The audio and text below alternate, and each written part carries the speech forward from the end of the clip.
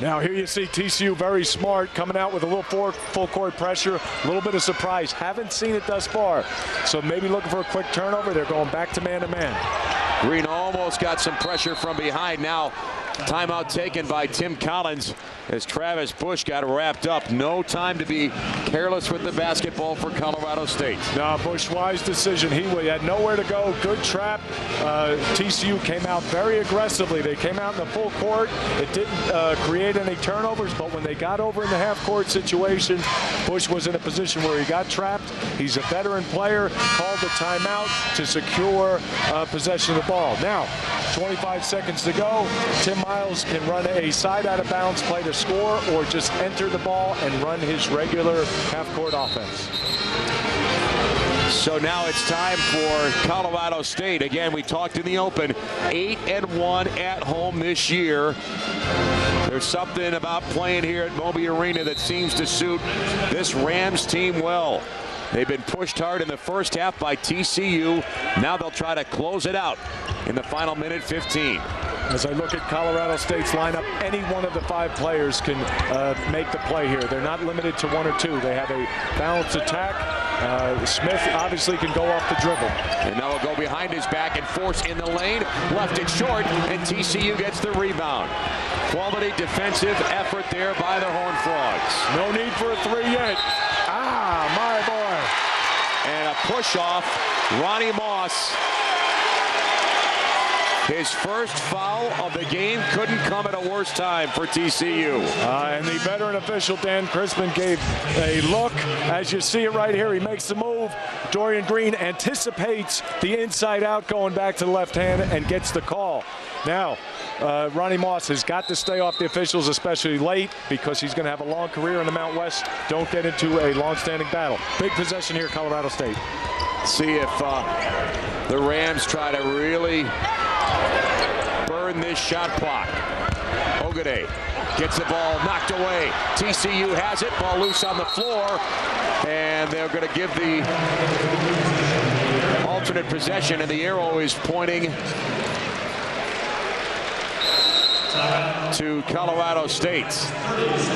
So a hard defensive effort there by TCU, but the Rams will keep the basketball. 34 seconds left, and the shot clock is at 19. So the shot clock doesn't reset, so we know that the Horned Frogs will at least have 1 shot to maybe tie this game. Exactly. 19 seconds on the shot clock. You're looking to number 1, Tim Miles, and he's saying get the ball in bounds, number 1. You need to run a play. You don't need to obviously force anything. Get a great shot, run as much clock as possible, shoot it with about 3 or 4 seconds on the clock. TCU, you obviously need to stop. You do not need to foul. Secure the rebound, and then give yourself a chance maybe to get a quick 2, depending on how quickly Colorado State shoots, or if it's very late, either call timeout or go right into the 3-point shot. So again, TCU with no timeouts left. That's going to be very problematic for them on their next possession, assuming that CSU doesn't score here. Smith getting bothered out high. Here we go late. Foul on Bush. And that's on Rusgis, his second. So the TCU Horned Frogs had the foul to give.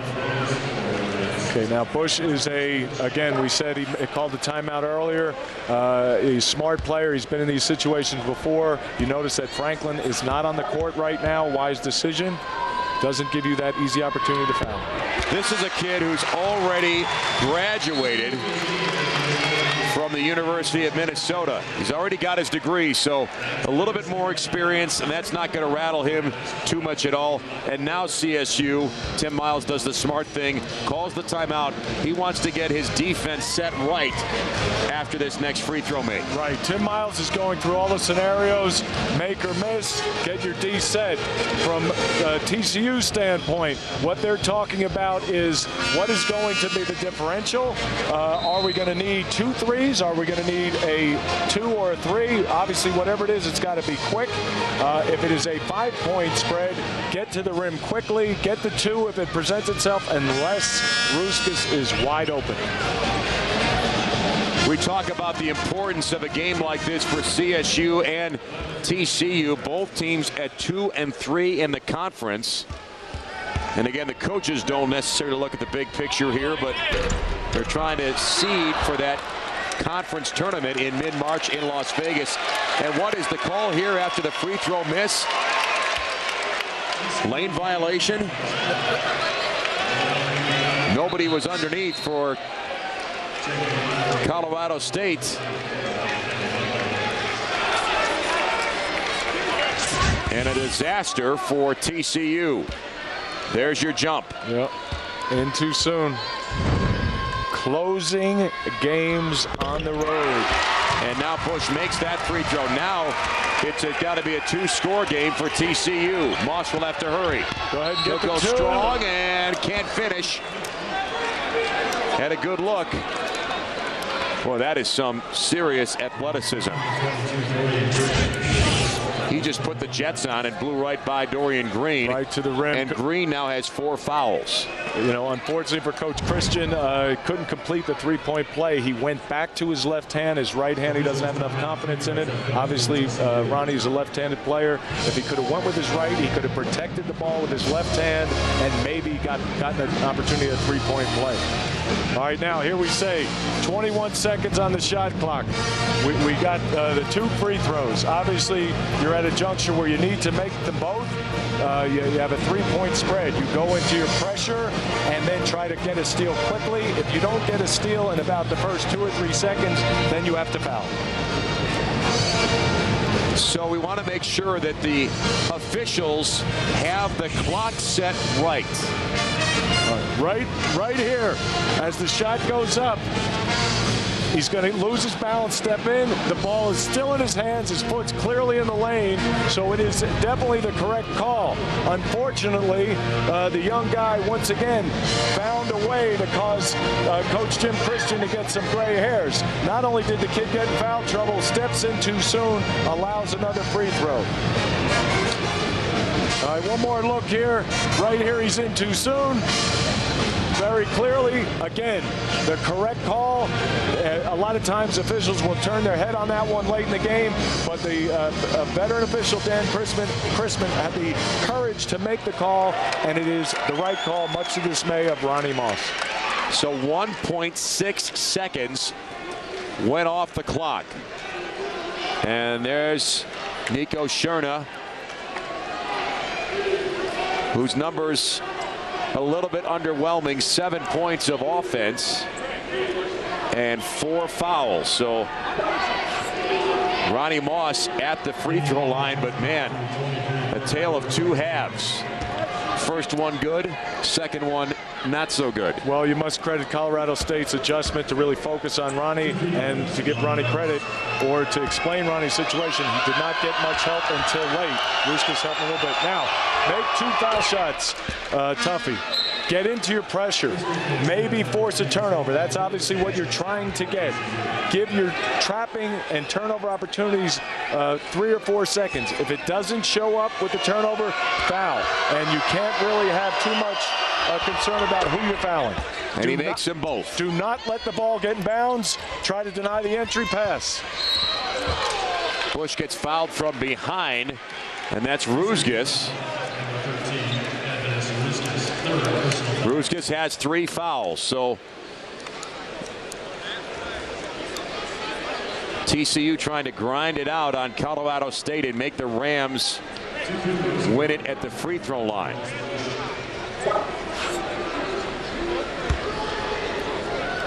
So there's Travis's numbers again. Not a huge stat contributor, but Tim Miles and the CSU coaching staff just love what this guy brings. Well, he's certainly a stabilizing factor. He's been through a lot. I am incredibly impressed with him for coming back from the knee surgery. You can see the brace there. He makes big free throws late in the game and has a calming effect on the young Colorado State team. And he's money at the line. Back to a 5-point lead for Colorado State. Now, once again, 2 or 3, it does not matter. You're going to need both at some point, whatever comes up first. How about that move? A little bit too strong. And the miss gives the ball to Colorado State and a backcourt foul as Greg Smith gets clobbered. Something to smile about for Andy Ogaday. And that's the wrong guy to send to the free throw line. Ronnie Moss gets his second foul. And Smith comes in with a 6 of 7 performance from the charity stripe in this game. And 2 makes here, just about buries it. And well, I guess we got to keep it a little interesting for everybody. And still a 2-possession game, but now the Horned Frogs have to shoot a 3.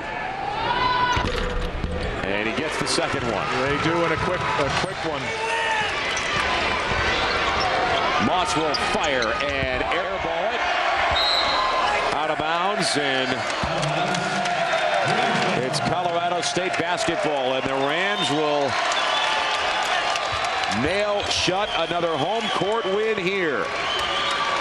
They go to 9-1 here at Moby Arena.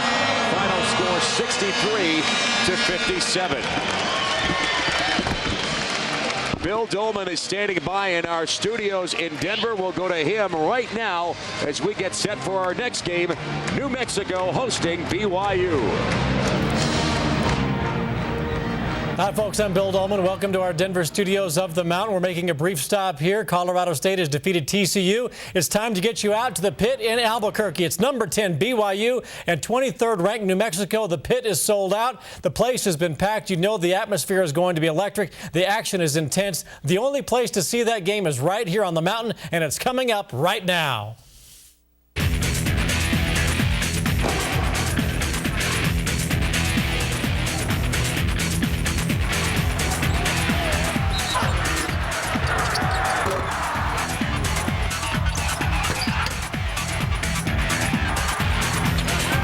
The biggest matchup in the Mountain West is next on the Mountain.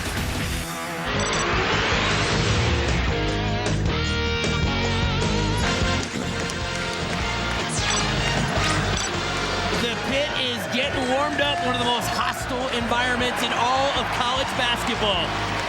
And the BYU Cougars, led by their head coach, Dave Rose, coming into the Pit. The Cougars are number 10 in the country, 20-1 on the season. The Lobos are 18-3 and ranked number 23. Hello to everyone. Nora Wolf alongside the coach, Dave Bullwinkle. What an incredible atmosphere. And for BYU, not only going up against the hostile crowd, Dave, they know that everyone else in the conference is rooting against them tonight. No question. President Obama gave the State of the Union address in Washington, D.C. Here tonight in Albuquerque, it's the Mountain West to be addressed. Because the fact is, with BYU's win at San Diego State the other day, they have all the momentum. And if they're going to be derailed, they're going to have to be beaten tonight. Otherwise, they may have an insurmountable lead. Coach, you've coached in this building. This place can get very, very intense. What makes this place so difficult to play? 15,000 officials dressed in red right on top of you. The fact is, for you golfers, this is not a birdie hole. You get a par in here, you're lucky. Steve Alford is not 16-3 in Mountain West Conference play at home for no reason. All right, let's take a look at the Toyota starting lineup, which are brought to you by Karl Malone Toyota and Barry Miller American Toyota. Get something you can trust. Visit Toyota.com. Jimmer Fredette, one of the elite players in the conference and in the country. He is so fun to watch. And now we'll take a look at the Lobos starting lineup. Dairese Gary, outstanding point guard. Philip McDonald's been hot of late, but Darrington Hobson is the multi-dimensional threat. He needs to play well if New Mexico gets a win tonight. Head coach Steve Alford and his team has done a great job taking down ranked opponents. 3-0 against ranked teams, beating Cal, Texas A&M, and Texas Tech. Dave Rose has had his way against New Mexico. 7-1 all time.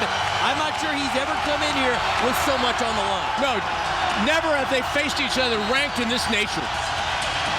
20 minutes on the clock. Everybody on their feet. And the Lobos win the opening tap. We're going to see both teams open man-to-man. BYU's man-to-man will not be quite as aggressive. Roman Martinez in and out. He is 6 of his last 25 now from beyond the arc. That's a bad omen for the Lobos. Fredette, the triple, count it. Cannot leave Fredette open. First shot of the game. He knocks it down. And if you're looking at the crowd standing, REI are standing as well because you got to stand until they score here. Well, Hardiman gets the field goal, one of the most improved players on this team and in the conference. Well, he wasn't the Mountain West Conference Player of the Week 2 weeks ago for no reason with his performance at Wyoming. And you're right, Ari, he is a much improved player. Fredette misses the fadeaway from 16 feet. Hardiman with the rebound. Hobson looking for the shooter. McDonald from 17 short. Fredette with the rebound. Both these teams like to push the basketball. Fredette, offensive foul. Martinez takes the charge. And where that becomes so big, only a minute in the ball game, does that take some of Fredette's offensive aggressiveness away from him? Big play. Martinez missed the jumper. Taking the charge was probably more important. Fredette leads the conference in scoring, three-point field goal percentage, and free throw percentage. An incredible talent.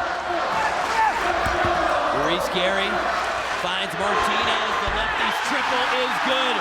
What a start for the Lobos. It's 6-0. The Lobos ran a little dribble handoff. They trapped the dribble handoff.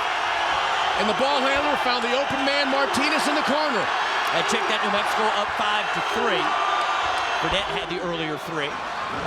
What a move there by the freshman. Tyler Hawes getting into the paint, hanging in the air. Well, Hawes is not only a good outside shooter, he's developed that middle game as we just saw there. McDonald, little launch. Spins out. A frenetic pace early here in the opening 2 minutes. Well, Game tied at 5. And we should expect that because these are the two highest scoring teams in the conference.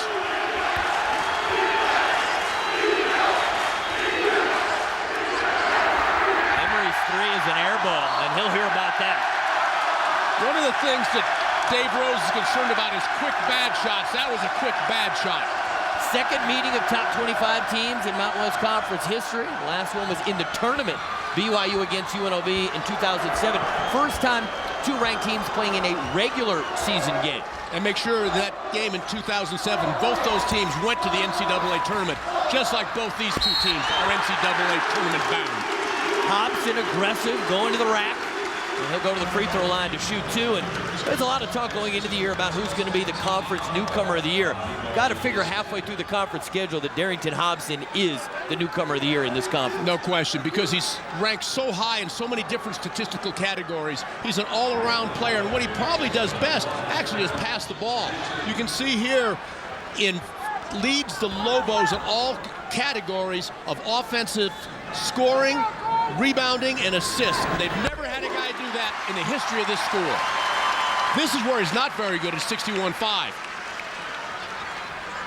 He's having so much fun. This is a guy who's been through a lot. Over the course of 5 seasons, he was at 5 different schools. He's hoping to make a home here for 2 years. Junior from Las Vegas, 2 for 2 at the stripe.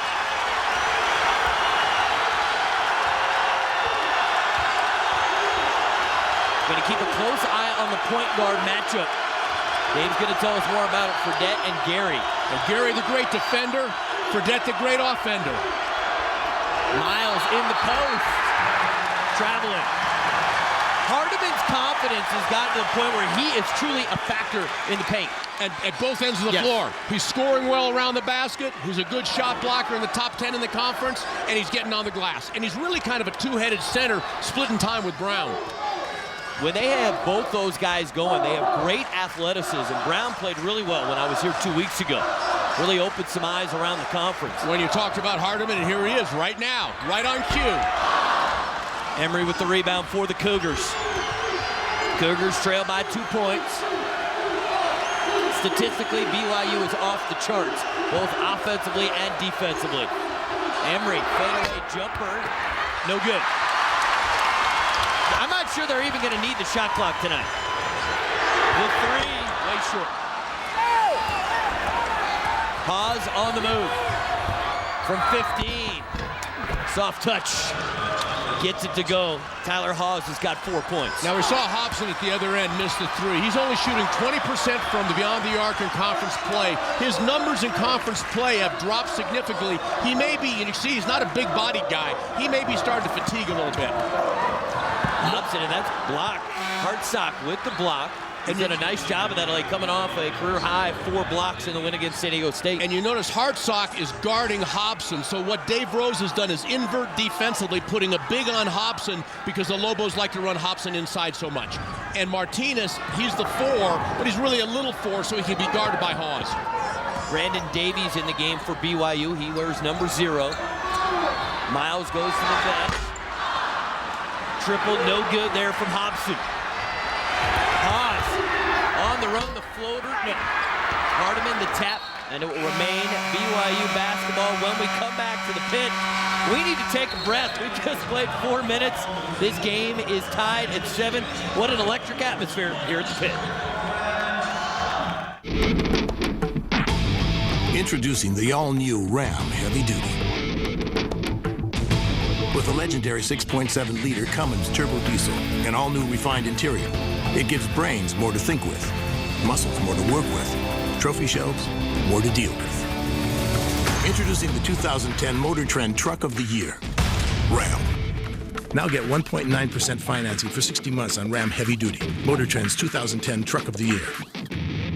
A new class of football recruits is headed to the Mountain West, and only the Mountain has your first look at the next generation of gridiron greats. Join us as we cover all the signing day commitments. And it's time now to find out who's going where. With full analysis from our recruiting experts. He comes from a heck of a program in Louisiana. As a sophomore is when he really started to burst onto the scene. And insight from the coaches. We have 3 kids that have already enrolled early, but he's going to fit a need right away. The 2010 Mountain West Recruiting Roundup, February 4th at 8 on the Mountain.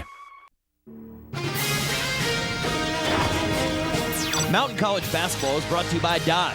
Live life to the fullest. Dodge. Grab life. By America First Credit Union, where members come first. By AT&T, switch to the nation's fastest 3G network. AT&T, a better 3G experience. And by Toyota. By Karl Malone Toyota and Larry Miller Toyota. Get something you can trust. Visit Toyota.com. Our score? BYU 7, New Mexico 7. Time now for a look at our Dodge keys to the game. And I think it's fair to say that, Dave, you spent some time thinking about this with this critical matchup. Well, first for BYU, ignorance is bliss. You've got to ignore your number 10 ranking. You've got to ignore the fact that you beat San Diego State. You've got to ignore the crowd. And you think that's easy, folks? Texas, Kentucky thought it was easy, and they got beat. Keep Hobson out of the paint. Hobson's best when he get into the paint and create off the bounce and see with all kinds of passing angles. For New Mexico, get back, get back, get back. Defensive transition a must because BYU really runs. And then attack the rim. You're good at getting to the rim. You shoot more free throws than the Cougars do. Get there and get the Cougars in foul trouble. You mentioned Kentucky losing. BYU with the longest current winning streak in the country at 15 games. Eyes from all around the country on this one tonight. And notice there, coming off the screen, the Lobos switched that screen to make sure somebody was in Fredette's grill when he came off, and then quickly switched back with Gary on him. They want Gary on Fredette as much as possible. Davies doesn't want the free throw line jumper. Hartsock's jumper in and out. Loose ball, Davies wants a timeout and gets it. Smart play there by Brandon Davies, a freshman from Provo. Well, I think Brandon Davies is going to be the next star at BYU. 6'9", athletic. I spoke with their strength and conditioning coach, Robert Ramos, earlier today. He's gotten stronger. The fact is that I think he's going to be a really big player down low. The best big man they've had in a long time. For New Mexico, this is a team that, for Coach Alford, one of the things that's really worked out well for them is that they have managed to stay healthy. All 5 starters have started every game, so they've had a rotation. They had that little mini slump there where they lost three times in 5 outings. But now it seems that they've righted the ship. If someone's going to take down BYU, this is their chance on their home floor. No question, the best chance. Out of bounds, you'll probably see a zone played by New Mexico. They traditionally play a 2-3 zone on the baseline out of bounds plays. No, they went man-to-man this time. Fredette. The crossover gets bumped. Foul on Gary. And Dave warned everybody there'd be 15,000 extra officials, and we can already hear them getting in on tonight's game. Well, you know the difference between good fans and obnoxious fans? Depends on whether you're the home or the visiting team. So these fans may be obnoxious to David Rose, but for Steve Alford right there, Steve Alford, they are sweet music. Fredette, I think it's fair to say his 49-point game versus Arizona has the most ever points at McHale Center. Maybe the best performance by any player this entire college basketball season. It's hard to hang half a hun on somebody in a CYO game. Yeah, Coach Reynolds for Air Force last night wanted the total points in the game under 100 for both teams. So can't do that if Jimmer's on the floor. He's liable to get 50 on his own. Tavenari in, he's guarding Martinez now. And there's Brown with the fadeaway. Bad shot. Yeah, that's a force right there. But Gary with the rebound, put back, basket on the foul. He is so physically strong, Dairese Gary. He was the first recruit that Steve Alford signed after he got the job in New Mexico, and Steve is very happy he got him from Elkhart, Indiana, down here. Look at that wide body.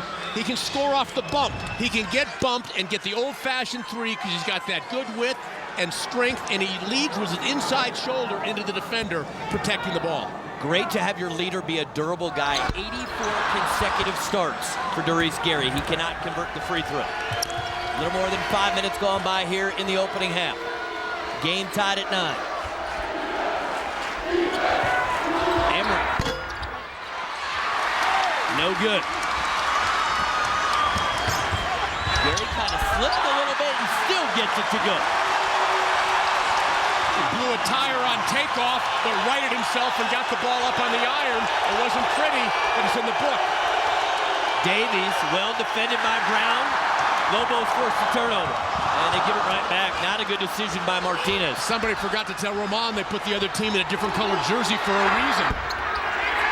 Miles misses the three. Tavenari cannot collect, and it'll be New Mexico ball. And we talked about the point guard comparison. Let's take a look at the numbers. Well, you see here in comparing the two, one is a better offensive player on the left for Fredette, no question. But the stat I like to look at is the assist to turnover ratio on the bottom. You can see that Gary is better there. He's the custodian of the basketball. He does a great job making sure the Lobos get in offense and don't turn it over. Plus, he's a stellar defender.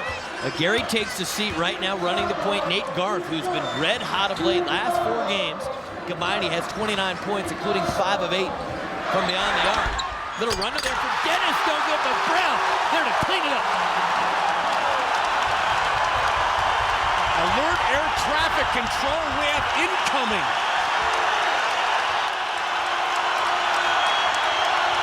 Tavenari got bumped, and there is a foul call.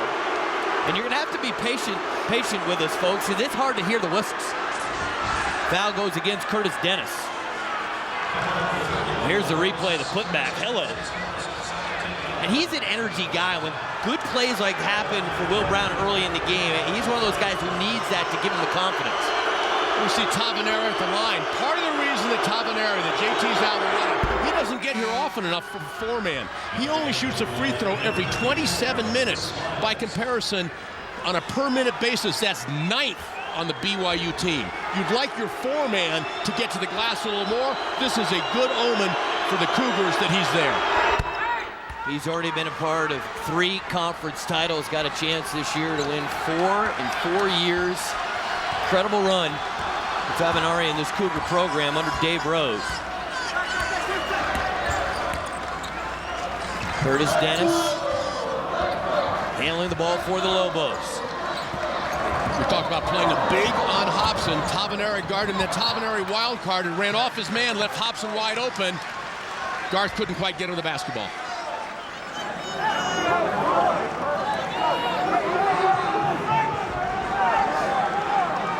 You see the out-of-bounds play employed by the Lobos. 4 on the baseline. Put back, no good. Another chance, no. And then Hobson with the putback. Great effort on the offensive glass, and that's one of the few areas statistically that they're better than BYU. 100% correct, Ari. They're a better offensive rebounding team.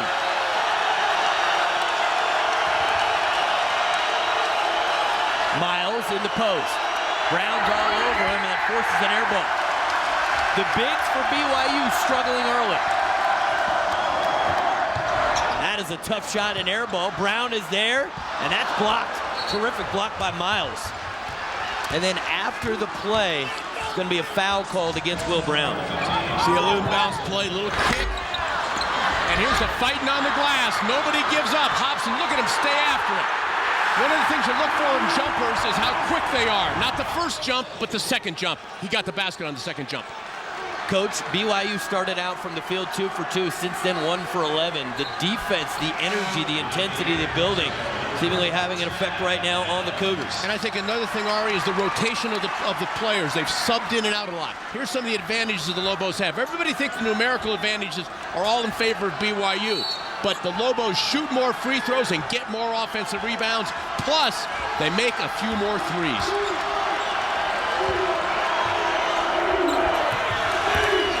They come out and double for Fredette. Right, they're going to trap. And another turnover. Curtis Dennis with the steal. He wants to go coast to coast, and he's fouled. No fear in this Lobos team. They are aggressive getting to the rim. At the other end of the floor defensively, one of the things that Steve Alford's team's going to do is they're going to, every time there's a ball screen and we see the ball screen coming here and he's going to come off it, they're going to trap that ball screen. They want to get the ball out of Fredette's hands, forcing him to make a decision on the run, and that time it was a bad decision. BYU with 4 turnovers. Both these teams' turnover margin is excellent. Plus 3.5 for BYU, plus 3.7 for New Mexico. So both do a good job creating turnovers. Will Brown goes to the bench. So Curtis Dennis, a good player off the bench as a young man, had 14 in their win over Texas Tech off of the bench. He gives them a little offense when he comes in there. He's not just what I call a middle reliever. He's not just there to eat up some innings, some minutes. He's also to produce. Dennis isn't going to be scared, the redshirt freshman from the Bronx, New York. Fredette being hounded by a guard. Fredette has to get rid of it to Miles. Miles, it just slipped out of his hand on the way up. Lobos lead by 6. Garth probing. Hardiman. Too strong. And Hardiman to the ball. Wait, New Mexico clearly looks like the quicker team right now getting to those loose balls. No question. And Tavanari's got to get on the glass. The way he played on that possession, he needs to buy a ticket. The pit, unlike any other place in all of college basketball, it is rocking already. Lobos lead by 6. 12 minutes to go, first half. Spots can be many things. Sometimes they're fashionable, sometimes dangerous. They can even be entertaining. But when they're on your drinking glasses, spots are just downright annoying. The problem is hard water spots. But a Culligan water softener can help get rid of them throughout your home, saving you time and money on cleaning. So for better water that fits any budget, call your Culligan man today. Call Southwest Water Conditioning today at 505-299-9581. Santa Ana Star Casino, so extraordinary! We're all one big happy family. I like to give everybody a high five. Yeah, high five. I loved it here so much, I decided to join the team. She's one of my best friends. And she's one of mine. Santa Ana Star Casino. Your casino.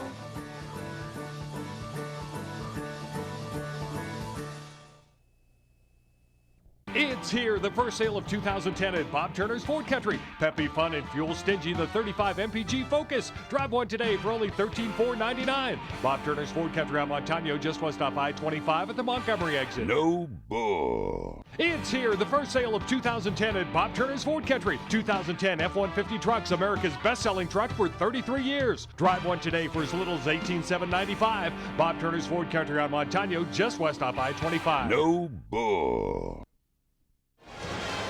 New Mexico leads BYU 17-11, and now we're going to give you some real knowledge. We're going to get inside the numbers with Dave Bowickle. Well, take a look at the field goal percentage. The points scored, and see the balance between these two teams. They are very close. They are 1-2 in the conference in a lot of categories, but the big factor on the right, the Lobos are a better rebounding team. And even though they shoot a lesser three-point percentage, they make more threes because they shoot a lot more.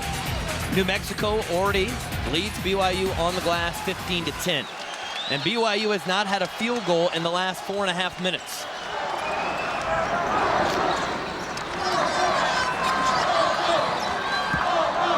You see the zone employed by BYU for the first time.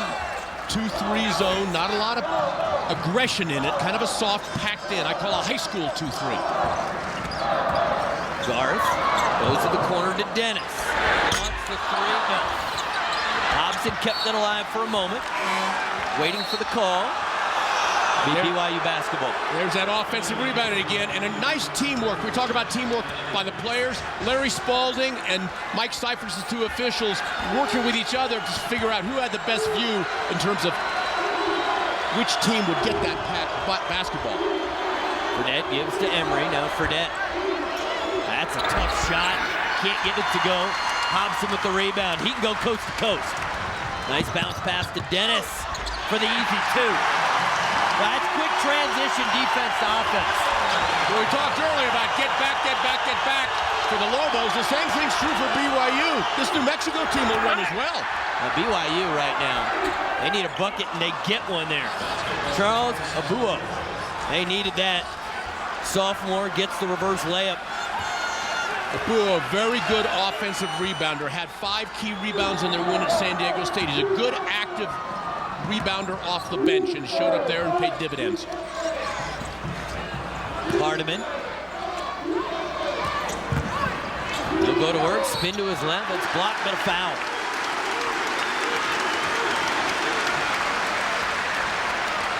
Hardiman over his last 4 games averaging 10 points per game, so his average starting to creep up now at a little more than 7.5 points per game.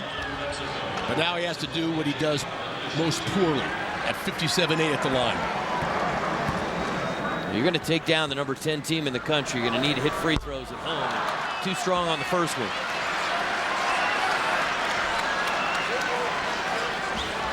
New Mexico on a 12-4 run. If you're going to be good on the road, you got to guard, you got to rebound, and you got to value the ball. That's part of the reason that BYU has won 4 straight Mountain West Conference road games. They do those things. They defend, they rebound, they value the ball. So far tonight, not so. BYU, their composure will be tested in this environment. Fredette guarded by Nate Garth. Fredette, deep triple. No, that's an air ball. And BYU right now just struggling with their outside shot. And New Mexico, several substitutions come in. Gary and Martinez and McDonald all come back in the game. Got a line change for New Mexico. Fredette is motioning to Coach Rose. I understand. Bottom line is he has to let the game come to himself a little bit more, not force the action. Gary got extended rest there. Coach Alford, his confidence growing in Nate Garth, which enables Gary to play a few less minutes and keep him fresh. And Dave Rose with that steady diet of zone right now. As we all know, against the zone, there are no defensive rebound responsibilities. We have a better chance of offensive rebound. Gary connects from beyond the arc. That's only his 9th made 3 of the year. That's not what he does best. When he's doing that, he's really good. The lead is 9. Jackson Emery, he launches. And the struggles from beyond the arc continue. The run is 15-4 for the Lobos.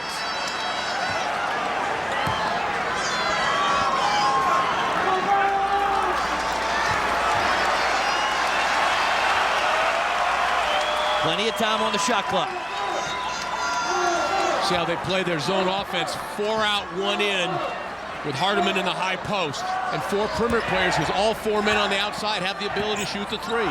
Gary slips and falls. Chance here for an easy one. Fredette waiting for the contact. Draws the foul on Philip McDonald. Will Fredette to the free throw line, where he is one of the best in the country, just under 90%. Now we're going to see a little bit of how New Mexico moves offensively. You're going to see people moving, a little drive and kick. And that little drive and kick by Roman Martinez, the defense sagged in, that got the pass for Gary for the 3. Now at the other end of the floor, if McDonald's going to foul Fredette on the way to the basket, he can't allow him to get the ball to the rim. I don't mean a dirty play, but you got to commit a foul so he can't get the ball in the iron. It didn't go in. You have to know when to foul and when not to foul. That was probably a point not to foul at. Concede the layup. Fredette 2 for 2 at the free throw line. BYU as a team from the free throw line, 77.6. That is the best in the country. And they just flat out shoot it great. I mean, they're fourth in the country in field goal percentage, sixth in three-point field goal shooting percentage. But right now, they are struggling except from the free throw line. The defense from New Mexico early has taken BYU out of their game. I'll tell you what, if they're walkthrough today, you didn't see me challenge anybody to a horse game. Good thinking by you. Oh, I'm not as dumb as I look. They can really shoot the ball. And so can this guy, McDonald, we're looking at. He was 7 of 10 from the 3 at Air Force the other night. Jamal Fenton, number 13, into the game for the first time for New Mexico. Notice how Gary, because he's strong, can get into the heart of that zone and find passing angles. Hardiman kept it alive, but BYU comes away with it. Nice job there by Lamont Morgan. Abuo shot, no. Remember I said earlier that one of the things Dave Rose is concerned about, he likes his team to run, but you don't need quick, poor shots. That was not a good shot. That's not what Abuo does best. That's a little too quick for him to pull the trigger. The lead is 7 points for New Mexico. 8:20 and counting in the first half. Fenton, a true freshman from Houston, averaging just under 15 minutes per game, finds Martinez, and he stays cold. And that high post elbow area is open against that zone because it tends the guards are coming out and the front line's flattening out. New Mexico needs to attack that high post area just like they did there with the pass to Martinez. Hartsock kicks it out to Morgan. And notice it's difficult to play off of Hartsock because nobody doubles him because he's not that good of a scorer on the block. Tabanari, the step back. Just grazes the rim. McDonald gonna be patient, wait for some help.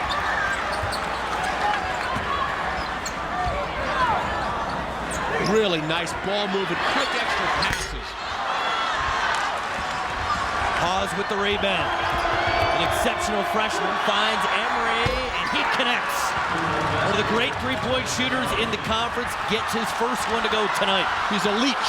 He finds places to find shots. He's great at doing that. Real estate's all about location. Three-point shooting's about location. He knows where to spot up to get his name in the paper. Emery now has 49 made threes on the season. We step away. BYU starting to get into the game. They now trail by just 4 points. We're coming right back to the pit. AT&T is the nation's fastest 3G network, so you can download faster on your smartphone than Verizon. To prove it, I'm downloading myself on both networks at the same time. AT&T download's done. Verizon, sorry, your time's up. Look at this AT&T download. Hi. When you compare, there's no comparison. Oh, no, this... AT&T. That's just not right. A better 3G experience. This Valentine's Day, buy any smartphone after mail-in rebate and get any messaging phone free after mail-in rebate. The Mountain View Basketball Edition, your courtside connection to Mountain West hoops. Every Thursday night, Marius Payton and Bill Dolman cross the conference. This is the show where we get you ready for tomorrow's games. To cover the latest news from around the league. You know, a good team just got a whole lot better. And get you ready for the upcoming matchups. There were high expectations for this team coming in. He's looking at this program from a long-term perspective. He should be considered MVP if he keeps playing at this level. The Mountain View presented by Dodge. Thursday at 7 on the Mountain. Are you ready for the max? Are you ready for the max? We're always ready for the max. Yes! I'm ready for the max. Take your car to the max with quality Conoco gasoline. It's specially formulated to help clean fuel injectors in just 5 tanks to help reduce emissions and maximize mileage. Are you ready for the max? Are you ready for the max? Help maximize your mileage with Conoco. Take it to the max. New Mexico with a 4-point lead, 7 minutes, 9 seconds to go till halftime. Time now for a look at the Conoco Athlete of the Week. UNLV's Trayvon Willis last week, 22.5 points, 60% shooting. He also chipped in 5 rebounds. Now last night in their win against Air Force, he was very quiet. Kendall Wallace was their leading scorer, and he was forced into action due to the injury to Derek Jasper. And bad news for Rebels fans, Jasper is going to be out 5 weeks with a bruised MCL. One of the things I like about Trayvon Willis, most players, when you get into conference play, their numbers drop. For example, Hobson here, because people start game planning for you. Willis's numbers have jumped. He's averaging 7 points a game more in conference than he did in non-conference play. And Chase Stanback as well has played better in conference play, and the Rebels have won 5 of 6.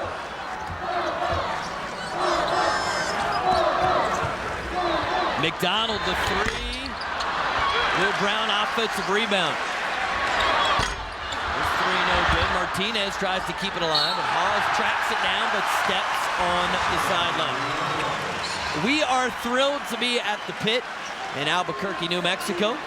Ari Wolf, Dave Bowinkle, and our entire outstanding Mountain crew for what is the marquee matchup so far in the conference. Number 10 BYU taking on number 23 New Mexico. I would say amongst conferences in the Western United States, this is a marquee matchup in conference play so far this season. Fenton the deep triple, and he drills it. Jamal Fenton, just his 15th three of the season. The lead back up to 7. They've led by as many as 9.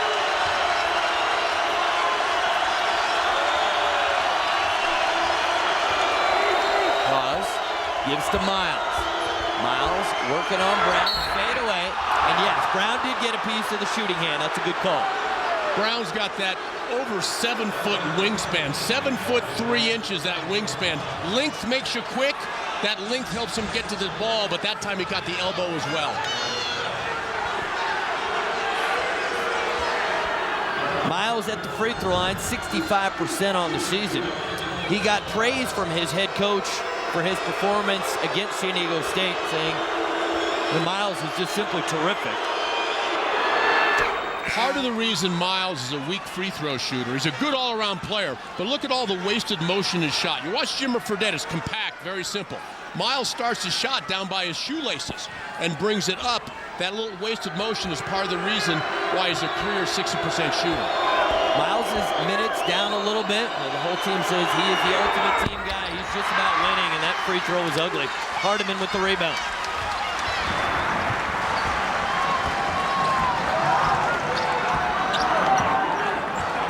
Look at that high post area, how vacant it is by the elbows. McDonald's three is pure, a swish from the corner for Philip McDonald. Sophomore from Cypress, Texas. Defense moves on the air time of the ball while the ball is in the air on passes. Right now, the defense is not moving quickly enough to be there on the catch. Shot missed, and Miles on the back tap will be called for the personal foul. BYU, Dave, is shooting just 25%. They are 5 for 20, and this is coming from a team that shoots 50%. As McDonald there drills the three. You see what happened in their zone. The ball was guarded by the man on the wing. The pass went from wing to corner. He had corner responsibility, or one of the bigs from underneath has to cover the corner. The big didn't get there. McDonald was wide open, and you're calling his name, Ari. McDonald, three-point shooting in conference play only. He is now 17 for 36. That's outstanding. Hardiman at the free throw line. Barely caught the front of the iron. And seldom used James Anderson into the lineup for the Cougars. Big, tall 7-footer. From Page, Arizona. Fredette, that's a nifty move. Jimmer Fredette. The Cougars need to get him going. Has the ability to drive or sort of slide laterally as he shoots the basketball. Fredette's got 9 points in the game. Gary into the paint, tough shot, no. Hawes with the rebound. You notice with Jackson, Emery, Fredette, and Hawes, they can all handle the ball on the press. On the break. Soft touch. Fredette's heating up. Steve Alford recognizes that and gets a timeout. Very smart timeout. 2 straight baskets by Fredette. Let's revisit how we're going to guard him. And I'm sure that's what Coach Alford's talking about right now in the huddle. You know, we all think of Steve Alford, what a great offensive player he was at Indiana. What I believe he's done best at New Mexico is build a defensive foundation. The man behind him, to Steve's right, our left, is Craig Noodles. and he's his right-hand guy. Craig's in charge of the offense, okay? Craig Neal handles what they do offensively. Defensively, it's Steve Alford. You'd have never guessed that. I mean, when you watch Steve in college, one of the best pure shooters, you'd have thought he would have been all about the offense. But he certainly learned to play defense playing for Bobby Knight. And he's built a great defensive team. And I really do believe that was a quick timeout. We needed to talk about revisiting how we're going to guard Fredette. Maybe change the matchup, or maybe double him sooner. The lead is 5 points for New Mexico. 5:01 to go in the first half. So New Mexico team that really prides themselves on playing well at home. Their last 22 home games, 21-1. The only loss to UNLV. That was here this season. And I like what we see here. Dave Rose, timeout. I changed my defense. Now he's man-to-man. And notice how Hartsock is on Hobson, trying to keep him out of the paint. A lot of contact, no call. Fredette got caught up in there. Great pass. Hartsock with the finish. But the credit goes to Fredette. Well, a numerical disadvantage because Gary had gone to the deck and nobody accounted for his man coming down the floor. Smart play here, keeping his eyes up, Fredette. You can see a good job, Fredette spotting Hartsock running to the rim. We call that a rim run. Found his man open. That was Gary's man and how they're matched up. But when somebody goes to the deck at the other end, you got to account for his offensive responsibility in defensive recovery.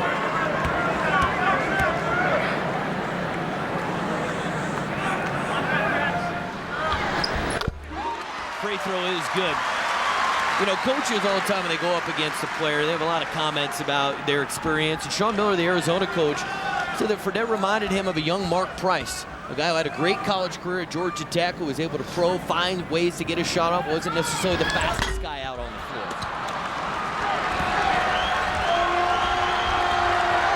My first look live in person, seeing Fredette. Battles for the loose ball, out of bounds to New Mexico. Ari, you're just talking about him being a step slow, and I put together a graphic on the players I've seen around the country that I say are a step slow, but 2 steps smart. Fredette's one of them. John Shire at Duke, Matt Bolden, Gonzaga, Andy Routens, Rivas Vasquez, Derek Glasser. They are all a step slow, but 2 steps smart. Jimmer Fredette at the head of the list.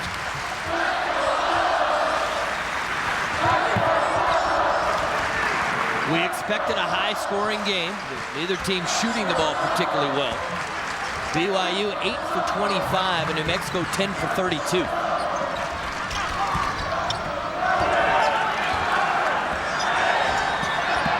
Gary splits the defense and gets the 2. Wow. He split the blitz on the bounce. Young players, if you're going to do that, you got to keep the ball low. He did, and he got to the rack. And the fans appreciate that move. Jackson Emery cannot connect on his second 3. This place is ready to erupt. I like the Lobos on the run. The Lobos are doing a great job in transition, and I think that BYU is fatiguing a little bit. Dairese Gary, I don't need any help right now. I'll go by 3 guys and get the easy deuce. Nice move. It's the Winter Blowout Sales Event, going on now at the 2 undisputed largest volume Toyota dealers in New Mexico. Carl Malone Toyota and Larry H. Miller American Toyota. Now get a $199 a month lease on Camry. Lease a Corolla for $169 a month. Or get 1.9% APR financing on Camry or Corolla, plus $500 bonus cash. Or get the best-selling compact truck in America, the Tacoma. Or get Tundra with 0% APR financing for 60 months. Hurry, you'll only find these deals at Larry H. Miller American Toyota and Carl Malone Toyota.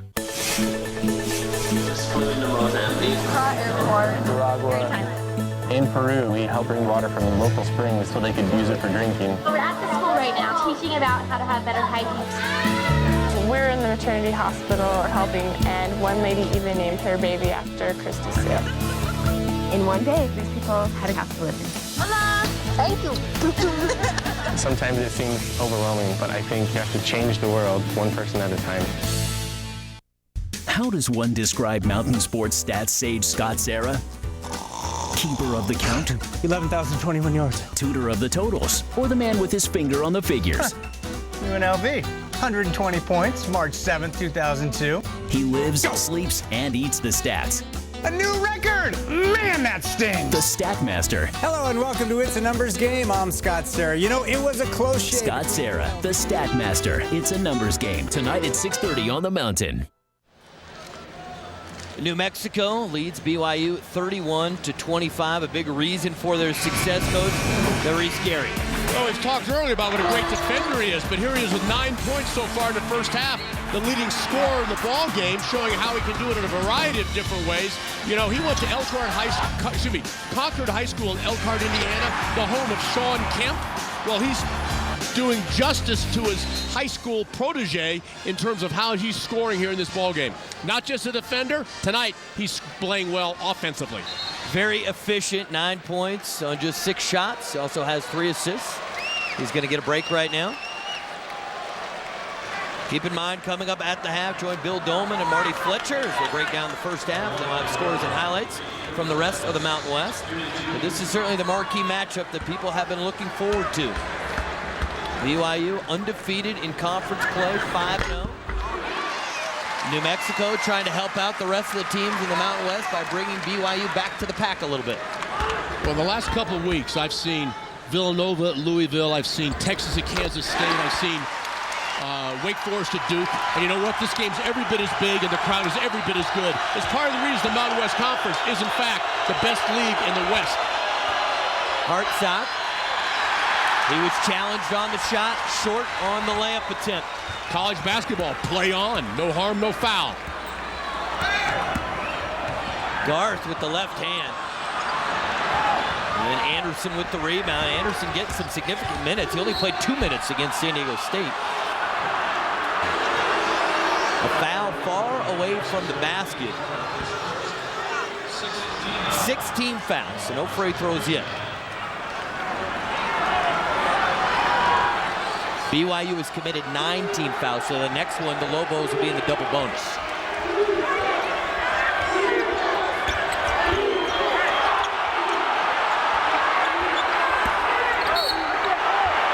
And foul, that is team foul number 7. And again, we get JT Tavanari getting to the basket. Good for him. When he does that, he's a really good player. The thing I love about him is that here's a guy who came in preseason, a lot of hype, his first team all-conference of the preseason, and he wasn't playing very well, and he actually went to the coach and said, hey, coach, I don't care how you use me, I want this team to win.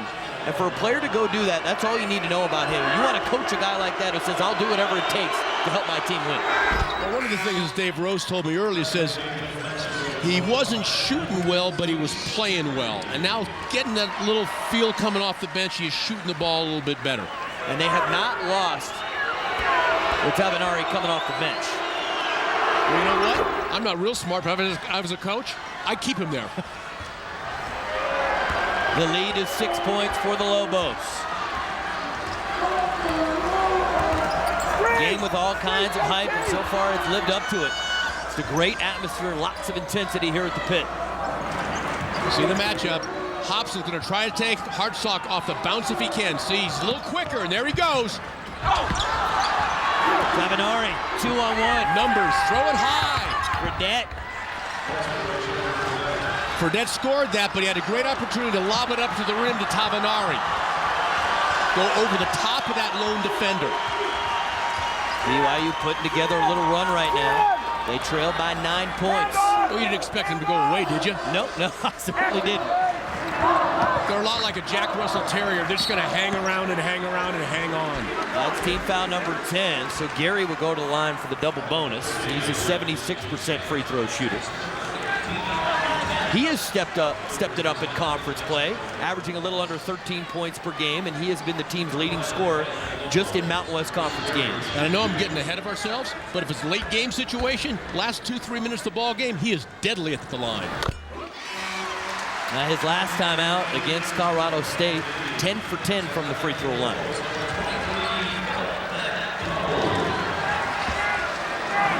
Tonight he is 1 for 2 from the line. Make it 2 for 3.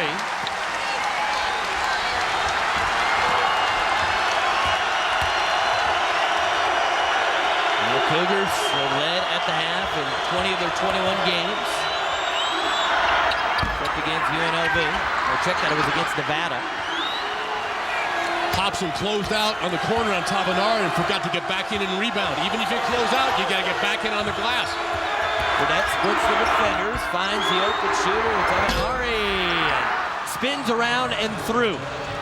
For the senior from Brazil, had a great experience playing for the Brazilian national team to qualify for the World Championships. BYU always seems to have a little international flavor on their team. Hardiman far away from the basket. Moves it off to Gary and Davies. Well, here we get the foul on Davies. We look at the other end. Let's slow it down here and freeze it right here. You see the ball screen coming, and he's going to come off the ball screen. That's going to set up. The help has to come. They have to sink. Spot it up in the corner.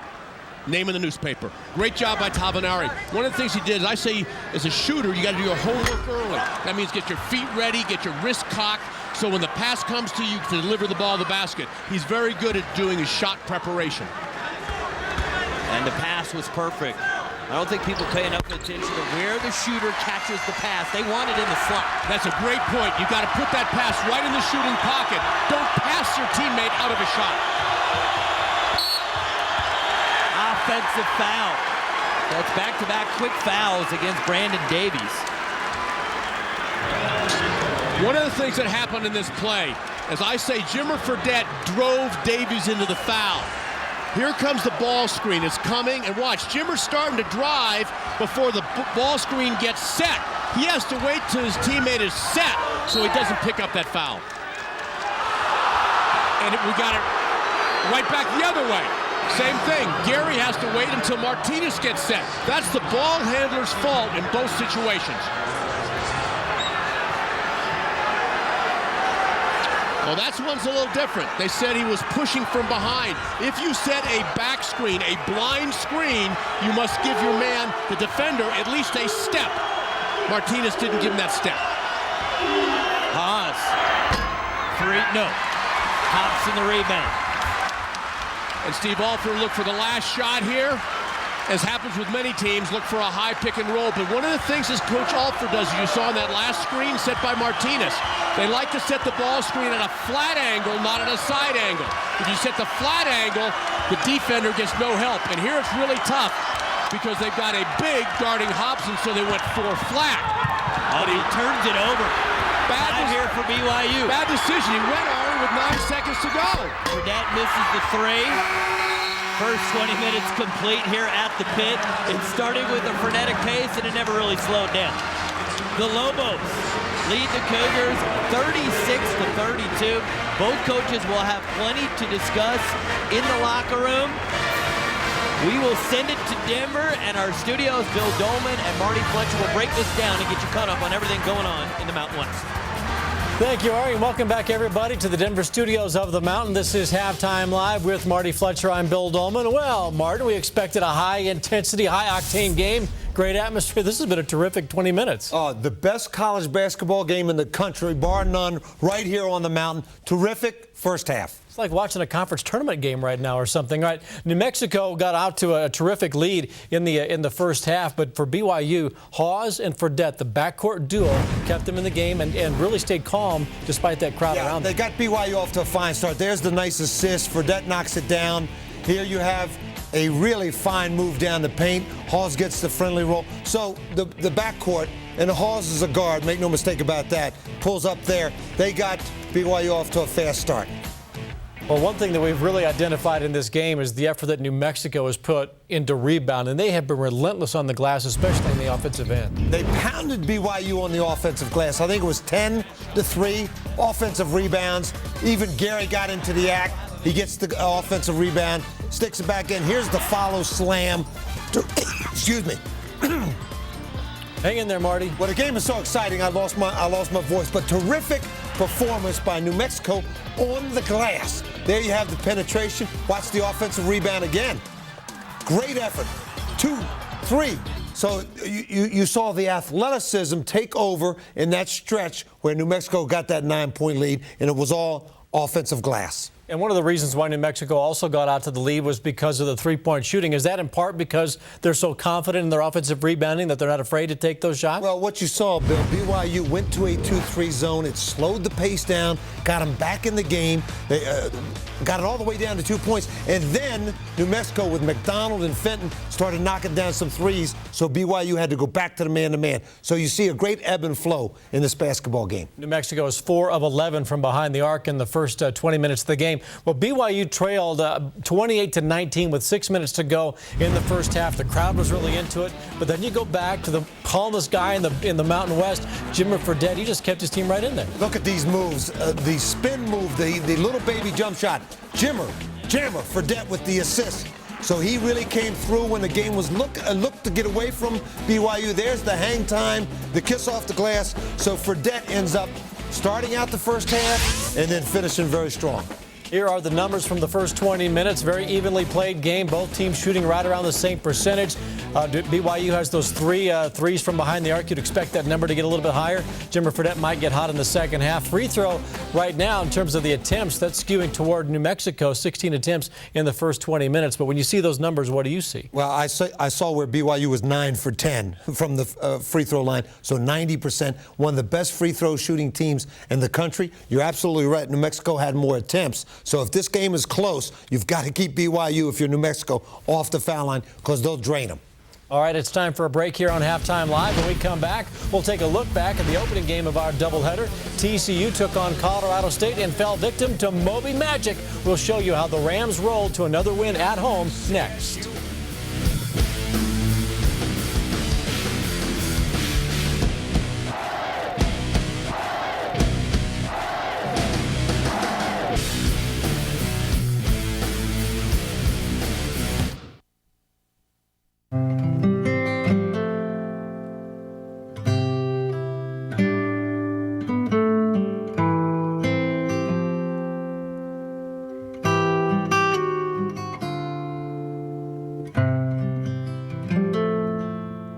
Money isn't really about money.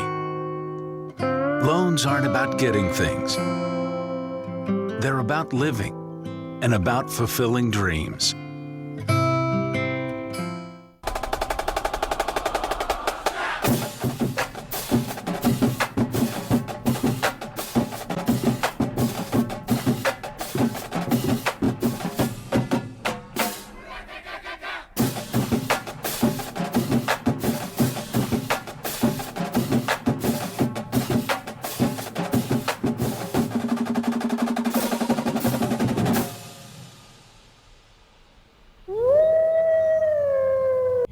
THEMTN.tv for Reaching the Peak Extras. Click on the roster to hear about players and coaches. Coach 'em up for coaching tips, miles a minute for a laugh, and the shot clock for an inside look at your favorite Rams. Now at themountain.tv.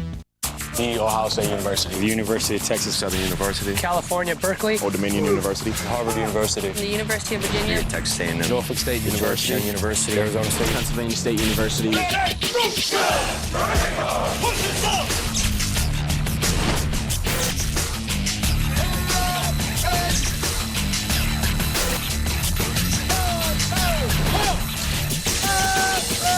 The few, the proud, the Marines. The latest scores, the week's top highlights, and the headline stories from across the conference. Get the best from the Mountain West every week on the Mountain Cap. Saturday at 9 on the Mountain. Introducing the all-new Ram Heavy Duty. With a legendary 6.7-liter Cummins turbo diesel and all-new refined interior, it gives brains more to think with, muscles more to work with, trophy shelves more to deal with. Introducing the 2010 Motor Trend Truck of the Year, Ram. Now get 1.9% financing for 60 months on Ram Heavy Duty, Motor Trend's 2010 Truck of the Year.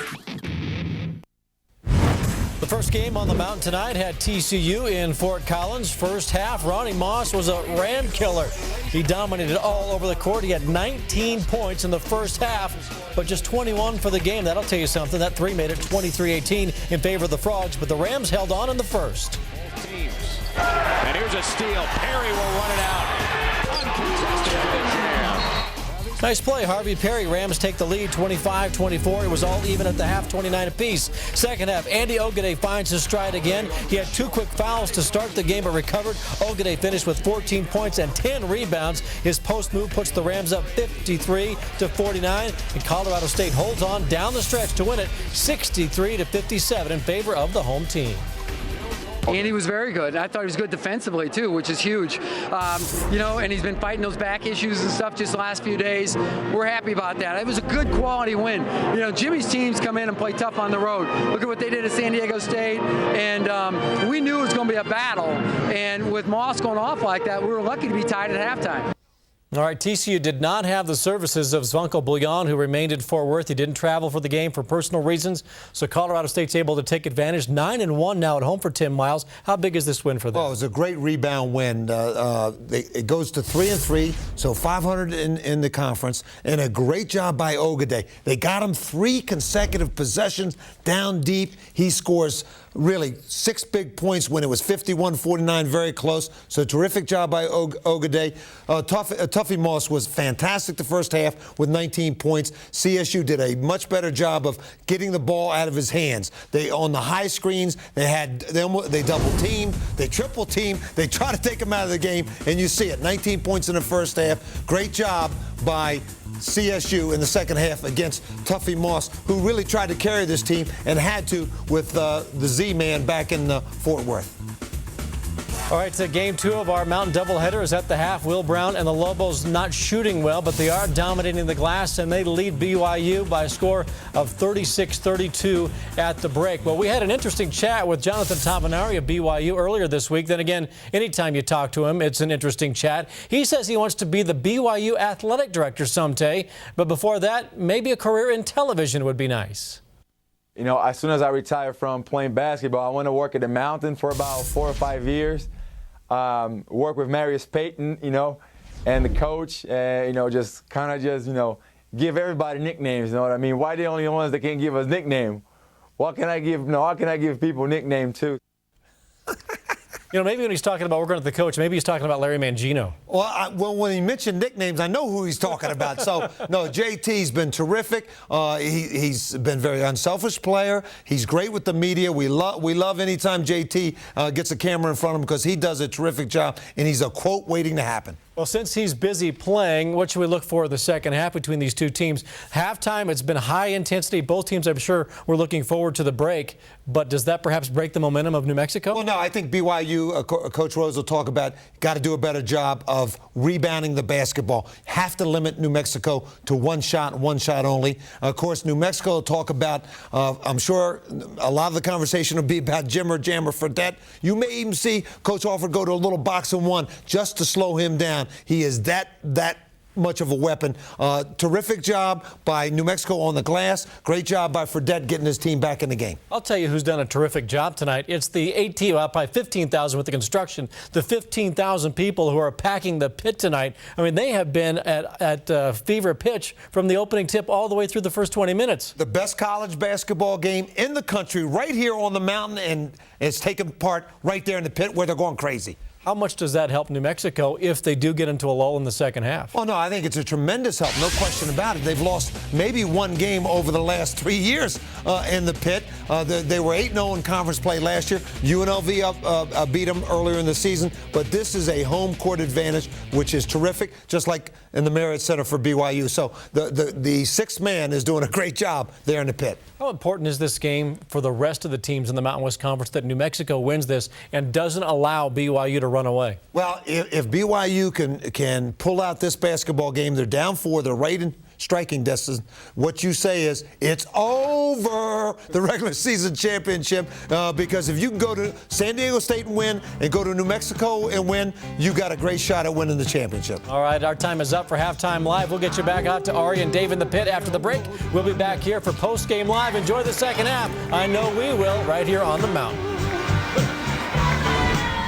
Lobo fans, are you ready for a hell of a deal? When your Lobo men's or women's basketball team scores 65 or more points in any game, go to participating Taco Bell locations the next day between 4 and 6 and get 4 tacos for $1 with drink purchase. Score big and win with Taco Bell. I'm hungry. Your home for New Mexico sports. Football, basketball, and more. No one covers the Lobos like us. Spots can be many things. Sometimes they're fashionable, sometimes dangerous. They can even be entertaining. But when they're on your drinking glasses, spots are just downright annoying. The problem is hard water spots. But a Culligan water softener can help get rid of them throughout your home, saving you time and money on cleaning. So for better water that fits any budget, call your Culligan man today. Call Southwest Water Conditioning today at 505-299-9581. Since 1976, Rayleigh Homes has defined superior home construction. Now, Rayleigh Homes A New Generation announces that all new Rayleigh homes will feature standard 2x6 construction. All homes come with R21 insulation and an Energy Star approved lighting package standard, making your new, beautiful Rayleigh home more energy efficient than ever. Visit a Rayleigh Home Center and ask about free upgrades and the extended tax credits. Get all the information at RayleighHomes.com, making dreams come true for over 30 years. It's not just a home, it's a Rayleigh, proud sponsor of the APS Apple House. Why is Santa Ana Star Casino so extraordinary? Because we know all our guests personally. I like to give everybody a high five. Yeah, high five. I don't high five people I don't even know. Santa Ana Star Casino is my casino. Maybe you should make it yours too. Check out this out. High five? Anyone? Enter the Phillips 66 Big 12 basketball free throw giveaway at Phillips 66 today. Game on. The doctor is in and he's about to operate. Win a chance to shoot free throws and score free Phillips 66 gasoline, Big 12 championship tickets, or even $66,000. Work on your game, then get in the game at your nearest Phillips 66. Because this year, there's up to $66,000 on the line. Whatever.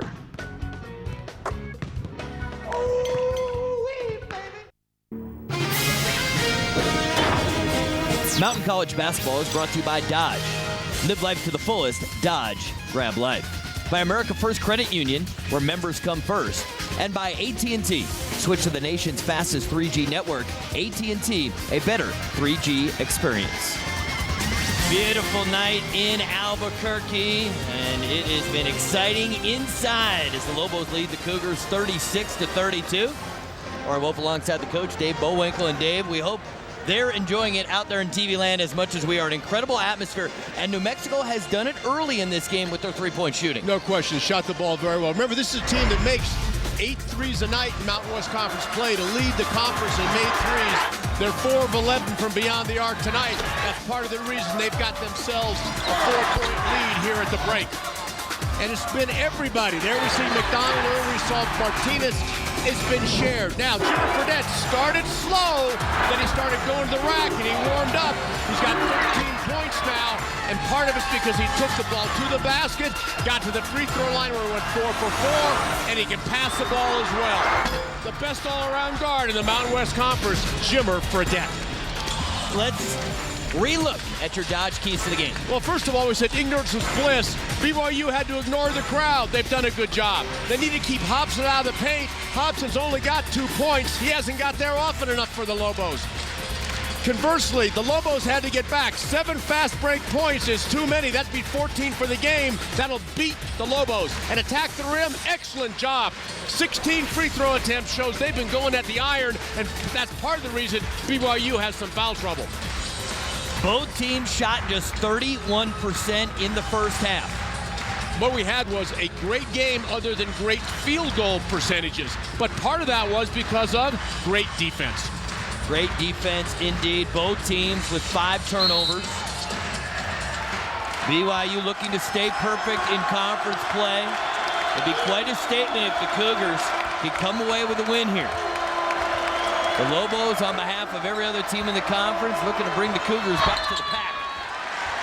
Bad miss there. Hobson the rebound. Remember, said early in the game, Fredette didn't let the game come to him. Same thing, first possession, second half, didn't let the game come to him. Shot from 15 and went 18. Hobson. An interesting matchup with Hartsock the big on Hobson.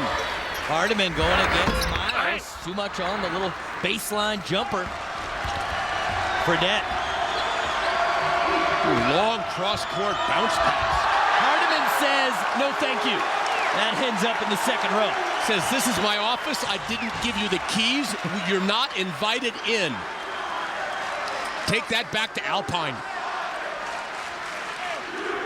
Hardiman, the best shot blocker for the Lobos, came in with 27 blocks on the season. Fourth best in the conference. In the post. Up and under. The pass to Miles, and he blows the bunny. Got to finish there. Got to finish around the rim on those.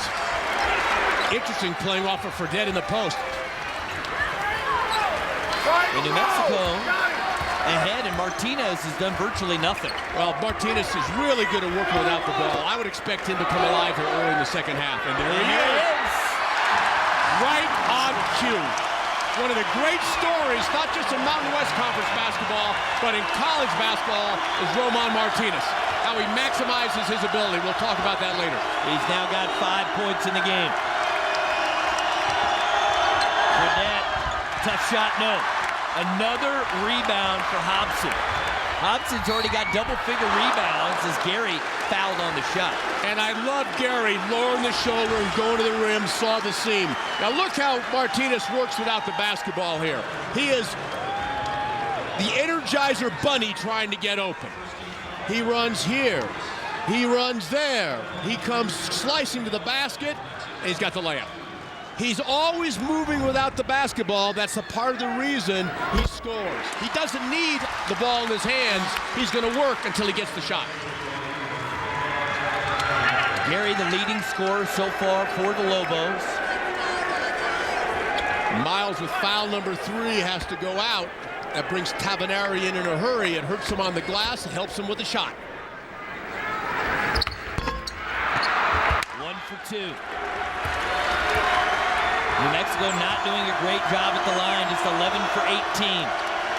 Well, they're not a great free throw shooting team at only 67%, so they're about right on track. Tavanari, and he drills the 3. What'd we say? They lost the rebounding of Miles. They got the shooting of Tavanari and made him pay on the first possession. Hobson, the pass to Martinez.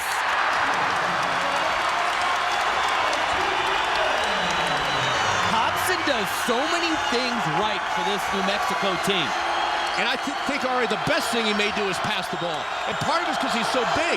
You know, he played point guard in junior college, so that benefited him here. Well, Coach Alford says his best position is point guard. I mean, Hobson only has 5 points, but he's got 11 rebounds and 3 points. And you see there where he ranks in the conference. And you talk about the 3-tool player, maybe 5 tools in baseball, but you can do all 3 in basketball, you're doing pretty well. Yeah, baseball, you got hit with power, throw, run, field. Guess what you got here? You've got a guy that does all 3 things. Pass, shoot, and rebound. If you do those 3 things, you're a 3-tool player in college basketball. And also on the defensive end, he's pretty good as well. Not just on the defensive glass, but number 3 on the team in steals. I'm going to go old school on you. He's the Willie Mays of the Mountain West Conference. Does it all. I got to tell you, he needs that in quotes. He might frame that. But Dave Bullwinkle said that on the air. I mean, that's tall praise. That is the ultimate baseball 5-tool player. That tough pass, well defended by the Cougars. Pause, and he turns it over. And the phrase I use is deflections lead to interceptions, and that was what we got. 4-on-1. Hobson, offensive rebound, put back, no. Hardiman there, yes. Boy, Hobson's energy, and then Emery on the other end, left-handed layup. Think of how hard the Lobos had to work to get that basket, and lickety-split, there's Emery with a layup. 5-point game, little more than 3 minutes gone by in the second half. There was a buzz in Albuquerque all day long, waiting for a chance to take down the Cougars and their number 10 ranking. Fans got here early, and it has been loud. The BYU hanging right there, trailing by 5 points. Shot clock winding down. Gary up and under, spins out with a trip to the free throw line coming up.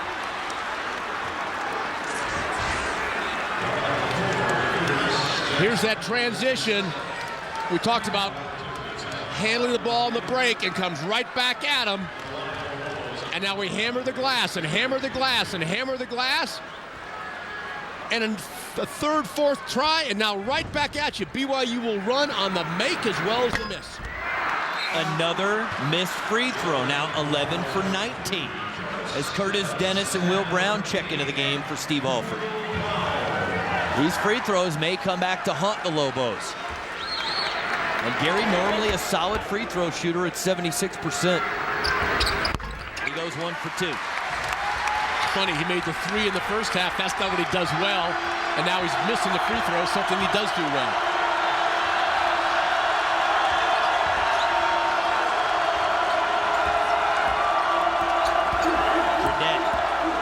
Martinez on him. Tavinari. Baseline fadeaway. No. Nice rebound by Hawes.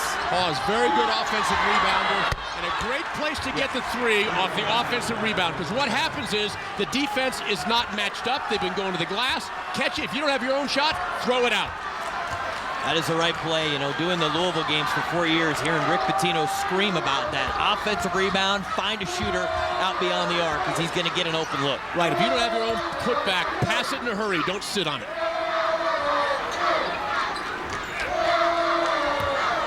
Three-point game. Hobson. Step back jumper, no good. Tavinari.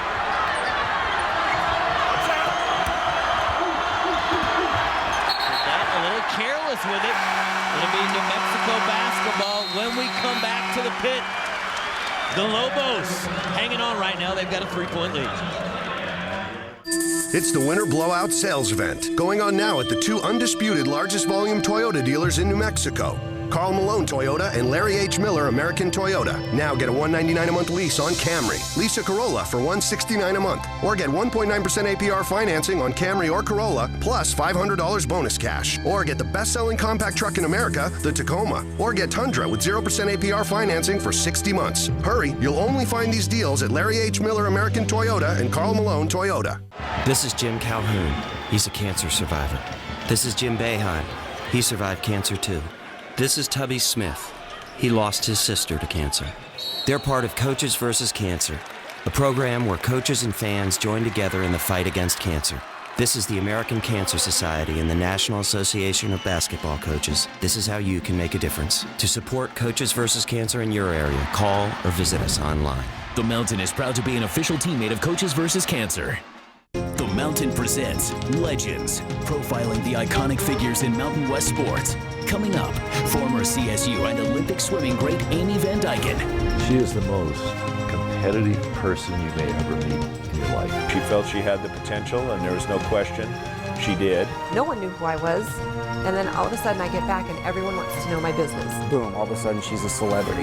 Legends, Amy Van Dyken, Monday at 7 on The Mountain.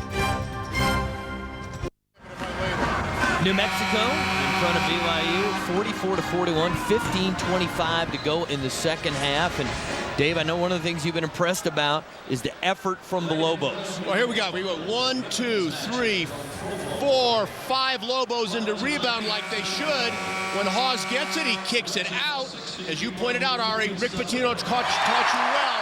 Notice how on the kick out, my man is all ready to shoot the ball. He's wide open. Got it. You can't leave a guy who's shooting 45% wide open. If you don't have the offensive putback, find an open man outside, as Coach Pitino taught you. Obviously, Coach Alford said the same. Excuse me, Coach Rose said the same thing. The lob for Martinez, and another assist, the 4th assist for Hobson. And let's say that is coaching coming out of the timeout with the out-of-bounds play and the lob. Credit that basket to the man in the red jacket, Steve Alford. Nobody's gonna not be able to find Steve Alford. It's a sea of red, but nobody has quite that red of a jacket on in here. And here's the pass. Well, that is perfect. The last time I saw that much red, or as much red was in here, I'd had too much to drink the night before. My eyes were bloodshot. And the candy striper tie. Yeah, where do you shop for a jacket like that? So I wanna...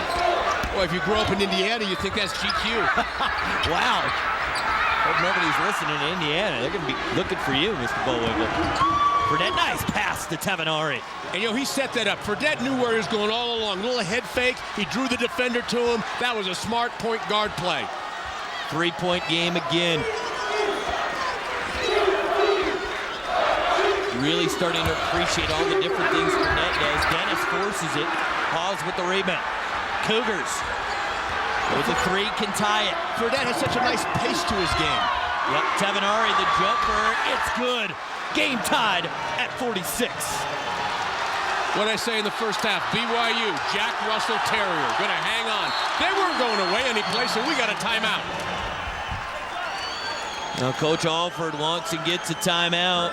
Game is suddenly tied. Cougars trying to stay perfect in conference play. Whether you use AT&T or Verizon, chances are, at the end of the month, you're going to have some unused minutes laying around. Difference is, AT&T lets you keep the minutes you don't use, while Verizon doesn't. Adios, minutes. When you compare, there's no comparison. Well, they ain't coming back. AT&T, a better 3G experience. This Valentine's Day, buy any smartphone after mail-in rebate and get any messaging phone free after mail-in rebate.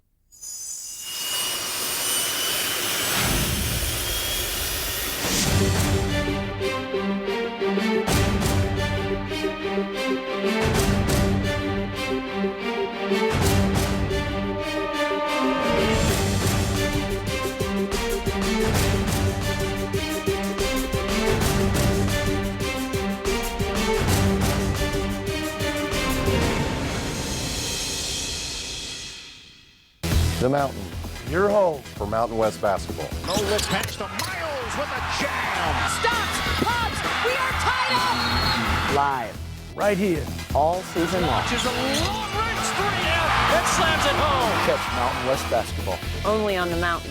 Where the West is one. Saturday, it's the Cowboys and Falcons at 1:30, the Aztecs and Rams at 4, and Utes and Cougars in the Deseret First Duel at 7, right here on the Mountain. This critical matchup as good as advertised. BYU and New Mexico tied at 46. Some games have already completed. Take a fresh look at the standings. Check that. It's Colorado State beating TCU by 6, and Wyoming defeats Utah by 6. So the Cowboys get a good win at home. Now we have the updated standings. You see BYU alone in first place. UNLV at 5-2, New Mexico hoping to join them at 5-2. And that would mean BYU is 5-1, and things would get awfully tight at the top of the conference. As we said in the open, if this doesn't happen here, if New Mexico doesn't get a win, BYU, that train is headed for a championship. Game tied at 46, Dave. This is our first tie since the game was tied at 9-all with 14:59 to go in the first half. Out of the last time out, what did Coach Alford do? He got a great lob play. Let's see if he gets a basket out of this one. Martinez for downtown Albuquerque gives the Lobos a 3-point lead. And that's not bad for a kid from El Paso.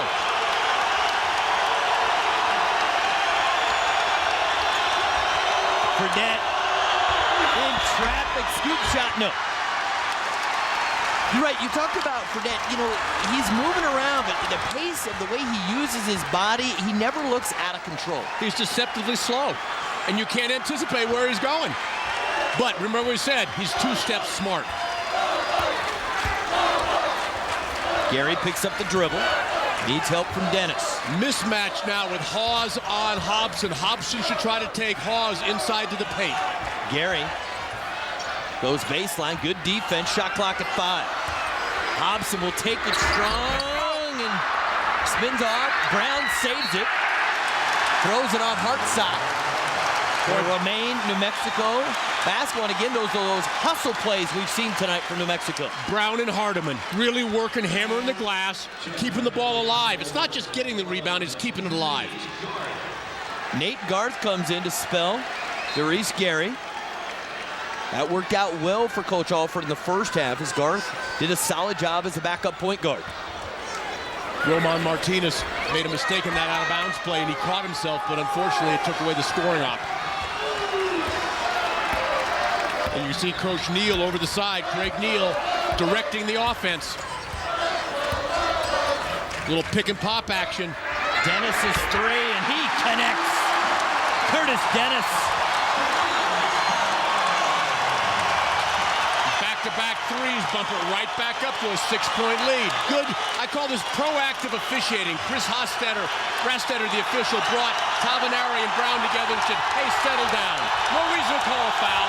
Proactive officiating. Well done. Now the fans not settling down. Everybody out of their seats here at the pit.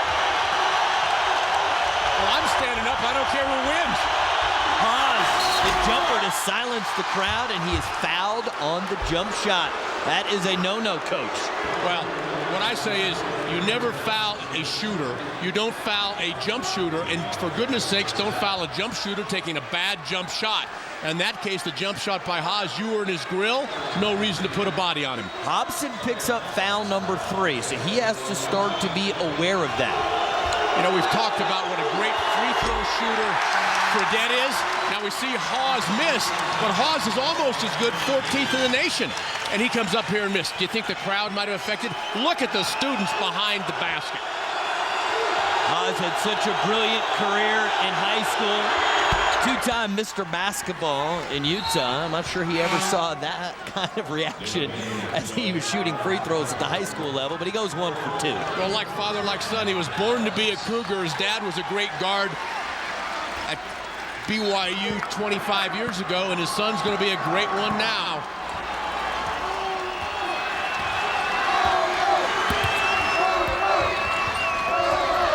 Well, Fredette played the passing lane well. And here this time, Jackson Emery up to the races.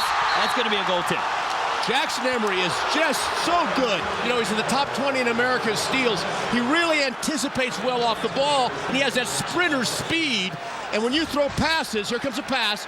When you throw passes that are parallel or close to parallel to the baseline, that's what gets set up. And he's a jet going to the rim. Emery, a junior, mentioned #1 in steals in the conference. Well, you know, one of the things I like about Jackson Emery, he was all-conference defense last year. Now he's got he went on a Mormon mission. Now he's back for a while.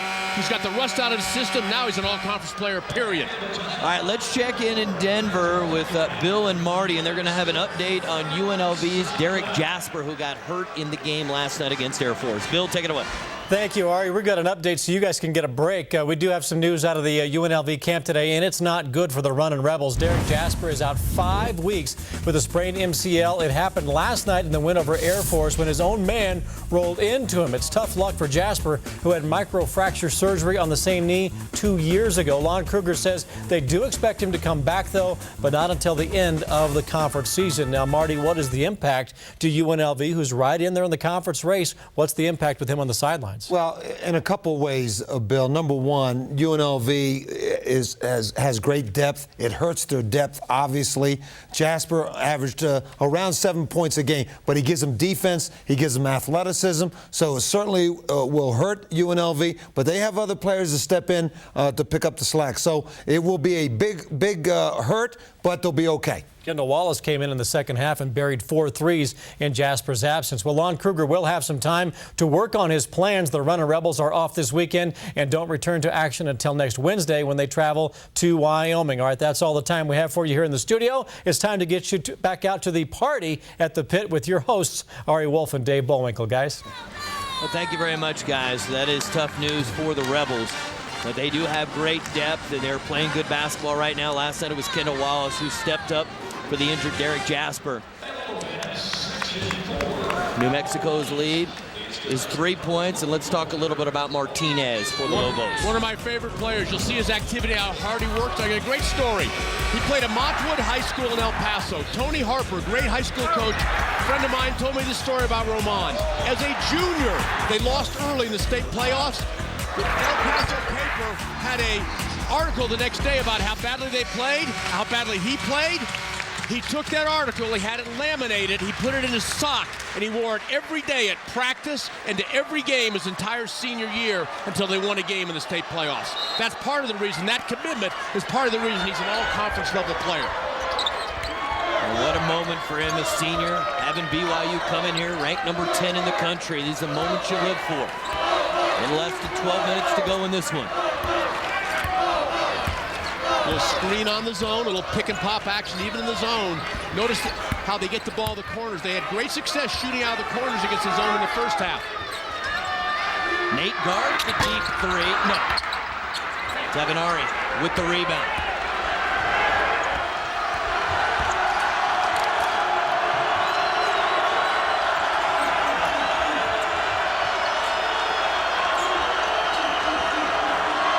Emery wants the triple. No. Brown with the rebound. Good job by Brown blocking out, kept Davies away from the offensive glass. Nice pass to Dennis. Tough shot, no. Davies with the rebound.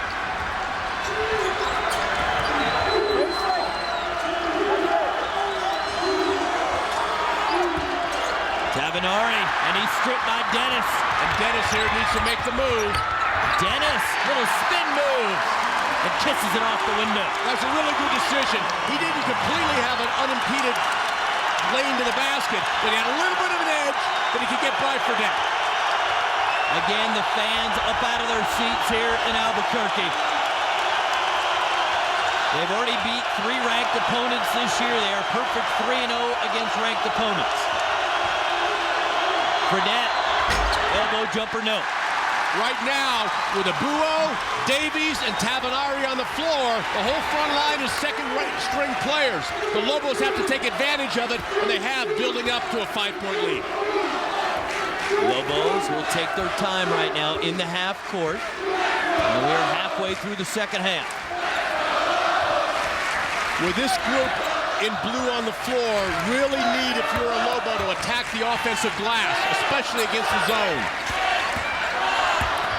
Dennis looks to create, loses the handle. Fredette off to the races.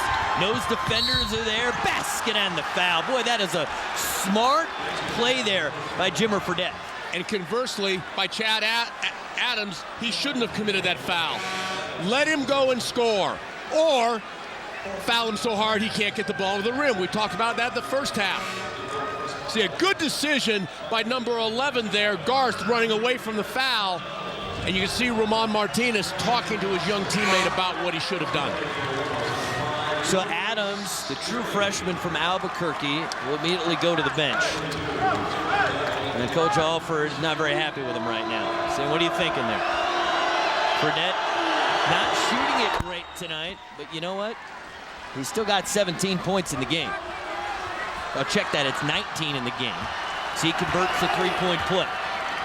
I would call that a quiet 19. Yes. But it speaks volumes in the stat sheet. Dangerous pass, deflected, loose ball. Garth had it and lost it. What did I say earlier? Deflections lead to interceptions. Emery cannot get off the 3, picks up the dribble.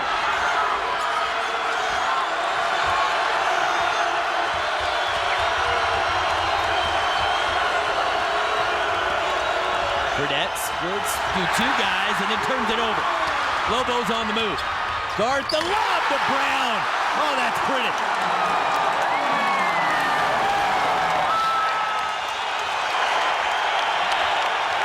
Remember what I said earlier about throwing the ball above the rim to the big flyer? Good job. Smart play by the man with the ball running the break. BYU needs a basket here. Fredette caught up in the air, gives to Miles.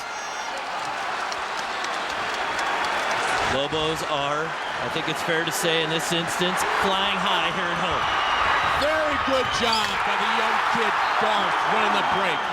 Throws it right up to the high flyer, the catch and the finish. And catching and finishing in the air is a skill. Fredette fouled, smart, go to the rim. The place is jumping right now. Get everybody back in their seats. That is a heady play there from Fredette. You know, I can tell you've been around good coaching. Get the ball to the rim, break their run. Somebody taught you well, Ari, and they obviously taught Fredette well, too. Second foul on McDonald. Checking the team fouls for you right now. The Lobos have 5 team fouls, and the Cougars have 3 team fouls.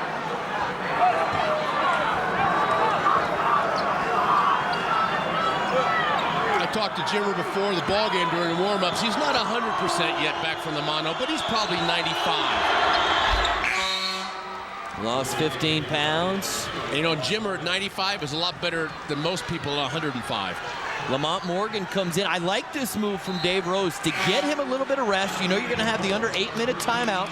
Combine this time with that time, get him some significant rest, and have him fresh down the stretch. He really ends up with a 3 or 4 minute break. Yep. And Lamont Morgan is a good backup point. He's a great leader. You know, he comes off the bench, but he's elected one of the team's captains. Why? His leadership skills. And Dave Rose staying in that zone, which is part of the reason the foul count is in favor of the Cougars.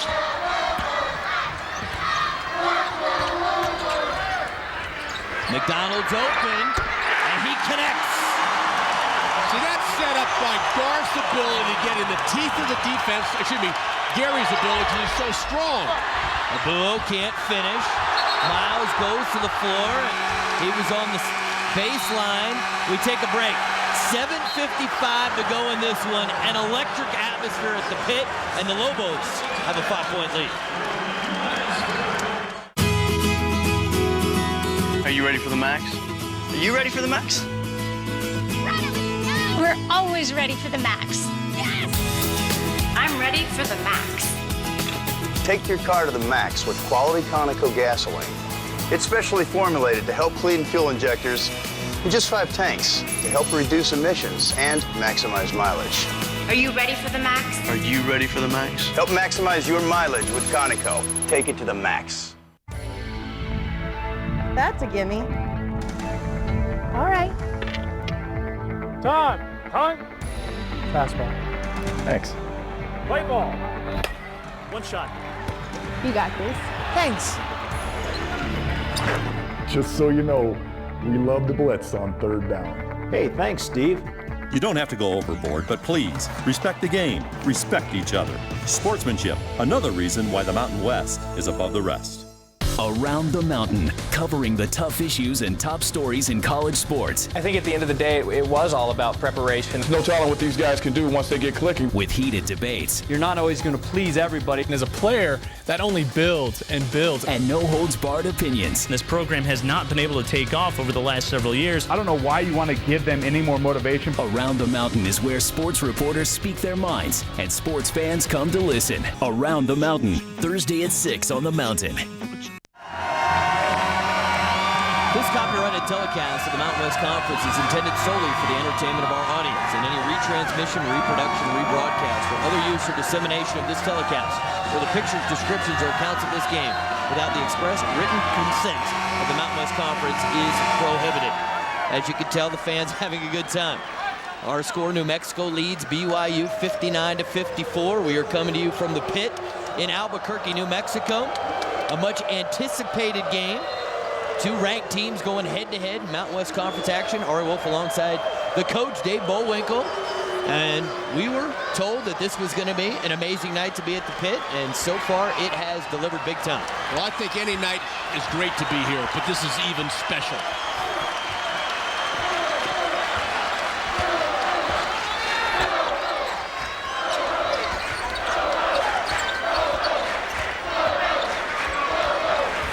Hobson gets bumped by Tavanari. Team foul number 4 on the Cougars. Tavanari did not like the call at all. Tavanari thought he was wearing a striped shirt instead of a blue shirt right now. He needs to maintain his composure. Dangerous pass. Hobson with his athleticism, but before that, a turnover. He travels with it. Had those happy feet like a quarterback back in the pocket and moved him a little too quick. 7.5 minutes to go. Can BYU stay perfect in conference play? Tavanari, baseline jumper, count it. Not if Tavanari has anything to say about it. They will stay perfect, not get upset here. But to be honest with you, I wouldn't call this an upset. If number 23 beats number 10 on their home court, guess what? Basketball. Nice pass, and Brown blocked by Hartsock. If it goes against Tavanari, I'm okay with that because Hartsock had a clean block. It is against Tavanari. Yeah, he got him, but Hartsock definitely was clean with the right hand. He got him clean. Tavanari a little bump down below.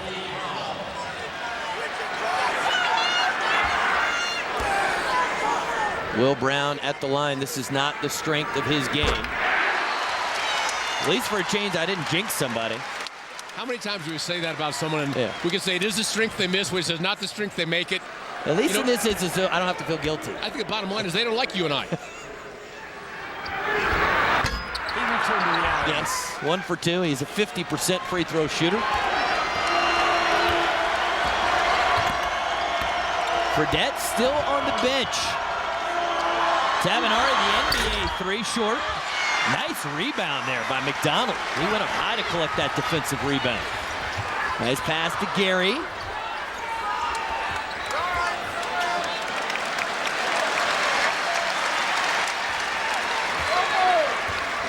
Like the patience right here for New Mexico. Good point. We talked about the pace of the game. Notice that screen where that flat screen is set, so he couldn't get any help. That's off Emery's foot.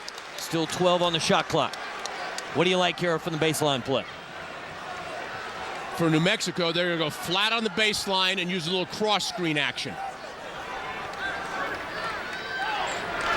Here comes that cross screen.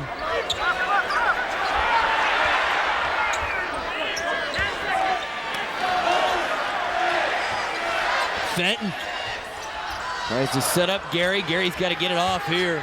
In the lane, no good. They got a pretty good shot considering the clock was winding down. Emery, Tavenario's been hot, can't deliver. Emery should have shot that one. He was already to the rim. It's nice to throw it out, but you got to know when you're open at the basket. Fenton, he's out of control. Put back, no good. I think we have some tired players on the floor right now. This game has been so intense. Morgan, offensive foul. New Mexico player there is shaken up, and that's Gary. Looks like he was grabbing the back of his head. He might end up like one of those players at Air Force with a concussion. Takes the hit, but he takes a licking and keeps on ticking. He's a tough player. He's got that fullback body. You were talking about Fredette's, his 21 points is quiet. How about Tavenari? He's got 17 points out of nowhere. Yeah, Jonathan, JT's had a very good ball game offensively, and he's done a good job getting a few defensive rebounds as well.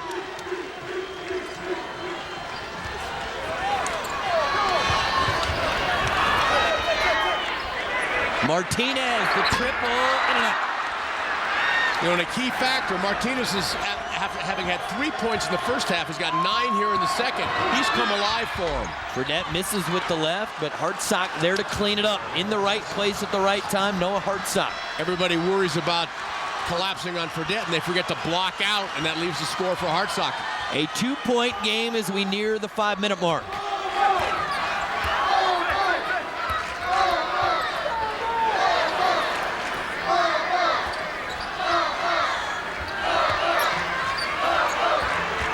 And they will reset.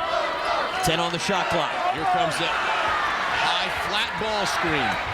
Gary to the rim. Easy 2. Jackson Emery was on the Conference All defensive team last year. Looked like he forgot how to play defense on that possession. Gary's got 16 points to lead the way for the Lobos. And Gary's scoring throughout the game, and Martinez in the second half is the reason they're up by 4.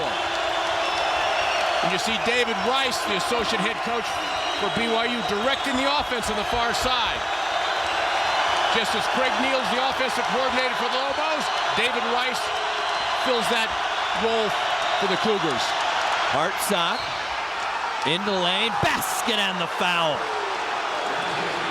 Fredette did a nice job there. Saw where the spacing was on the floor, got it to the big guy. And a chance for a 3-point play, and the foul on Hobson, that's number 4. If you're going to take the charge, you have to take it flush in the chest fully. You can't take it on the hip. Hobson took it on the hip. That's number 4. He may need a quick breather.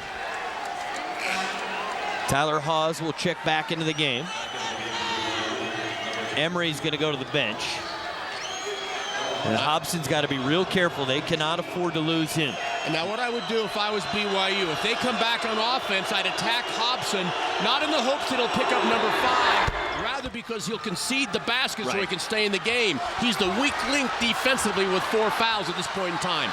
A little surprised Steve Alford didn't pull him out at least give him a breather until under the immediate timeout at 4.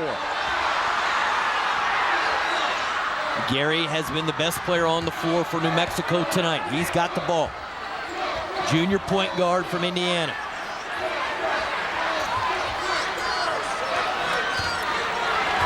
Both teams taking a lot more time on the offensive end now here in the second half. Nice. Martinez from 27.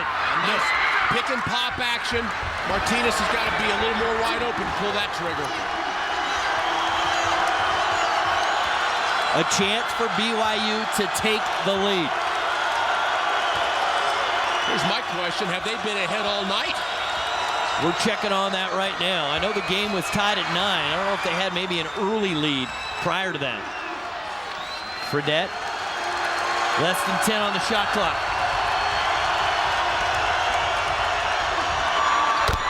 Wow, hello, Jimmer Fredette silences the crowd here at the pit, and the Cougars lead by 2. Big-time players make big plays and big baskets at big junctures in the game. Their first lead since 20 seconds into the game. Jimmer Fredette, who has struggled shooting the ball tonight. You see how he gets open on the ball screen. And the defender, Hardiman, who's not used to guarding out there, didn't come and trap it fast enough. There's the ball screen. Hardiman's not there quick enough. Jimmer shows his range well beyond the college arc. Jimmer now 7 for 17, and he's got 24 points. How does he compare to some of the greats that have come before him? Well, in this conference, in the Mountain West Conference, I think you could make an argument that the 2 best guards since the Mountain West Conference started were Brandon Heath and Marcus Banks.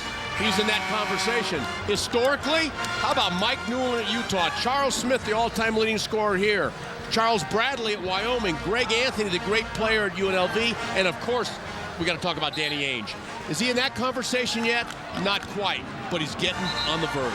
Well, because Danny Ainge had a chance as junior to take his team to the Elite 8. I mean, we haven't gotten to the tournament yet. Give Jimmer a chance. He says, come on, Dave. I'm as good as Danny Ainge. Wait till March.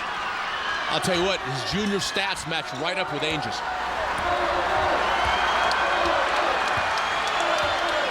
See what kind of character the Lobos have here, trying to defend their home court. Trailing for the first time since the opening minute of the game.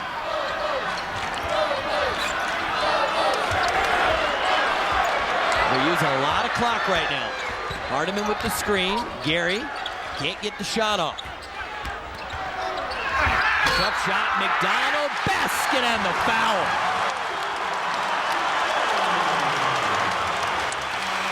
McDonald with a Mono Ginobili runner to the rim. 37.5 minutes gone by, and we've decided nothing. Deadlock at 64.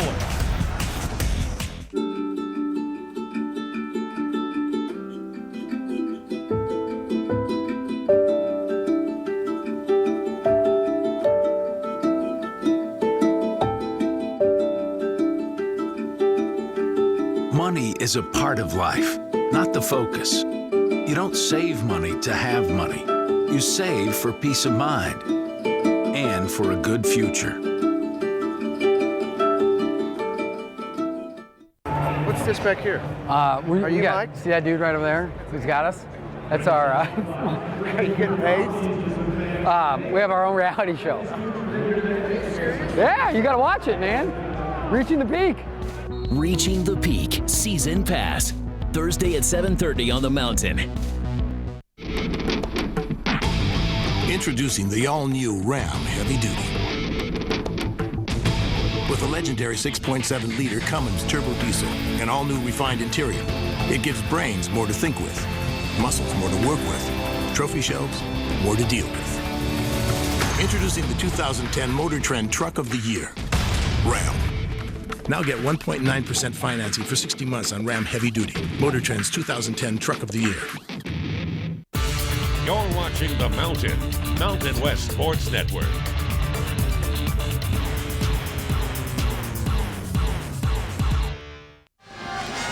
Tied at 64, and we needed some statistical evidence to back up that Fredette's just as good as Danny Ainge. Let's take a look at the numbers. And this is Danny Ainge's junior, not senior season, and you can see the numbers here. Jimmer a little bit more points, a few more assists, not quite the same from the field goal percentage, and a much better free throw shooter. He ranks right up there. He's as good as they get. I agree that the legends are created by what you do in the tournament.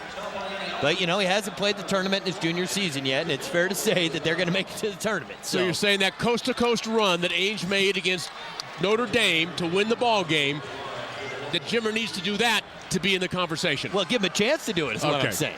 But he's clearly in that conversation with Danny Ainge. McDonald very coolly knocks down the free throw, and the Lobos lead by 1, and everyone again out of their seats.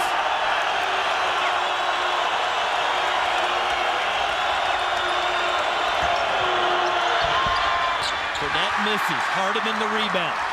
You talked early on about Hardiman's improved play, Ari, and it's really been demonstrated tonight. He's working on the glass. He got that big dunk a few minutes ago on the lob. Hardiman's got 4 rebounds in the game. McDonald looking to get offensive. Put back, no. Hardiman, put back, yes. We talked about New Mexico being a better offensive rebounding team. It showed up early, now it's showing late. Fredette in traffic, and Hartsock is fouled. I'll tell you this, Jimmer Fredette is fearless. He is not scared to go in there, take the contact to set up his teammates. When the drive took place on the baseline, and the interior big had to come and help his teammate with Fredette, the weak side big has to drop and pick up Hartsock going to the basket. Martinez didn't get there fast enough. Hartsock's at the line. He was going to shoot free throws no matter what. It's a shooting foul, but important to note, both teams now with 17 fouls. So the rest of the way, both teams in the bonus. And if it becomes a free throw shooting contest, I like the Cougars. Even on the road, huh? They're #1 in America. Yeah, well, before that miss. That one's on you. You just got to hope that the right guys get fouled.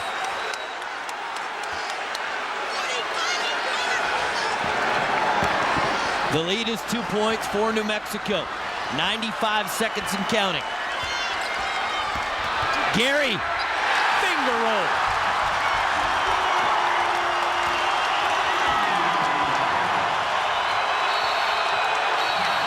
Gary's got 18 points, and BYU wants and gets a timeout.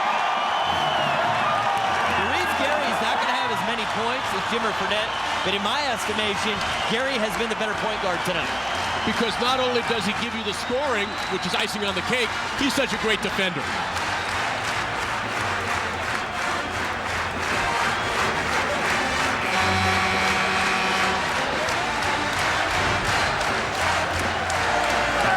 Gary's career high is 21 points, and that's pretty much what Fredette averages. And Fredette at 20 points per game.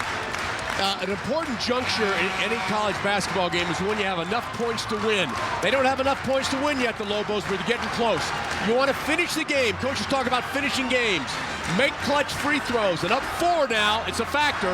Be strong with the ball, no foolish fouls, and know the scoring clock situation. And one of those situations is the possession arrow in favor of the Lobos. If you're getting pressured, let them tie you up. You keep the ball. Fredette misses Martinez the rebound. And Fredette fouls Gary in the backcourt. He didn't like the call, but I don't really mind it so much. Down 4, I'm already starting to think about extending the game a little bit. It's the 1-and-1 for Gary, and Gary has struggled a bit at the free throw line, just 5 of 9 so far tonight. 5 of 9 so far tonight, but look at this stat. In the final 3 minutes of games, he's 32 of 39, 82% on the season. Let's see if he stays true to form. Front end of the 1-and-1. That's a big one. The lead is 5.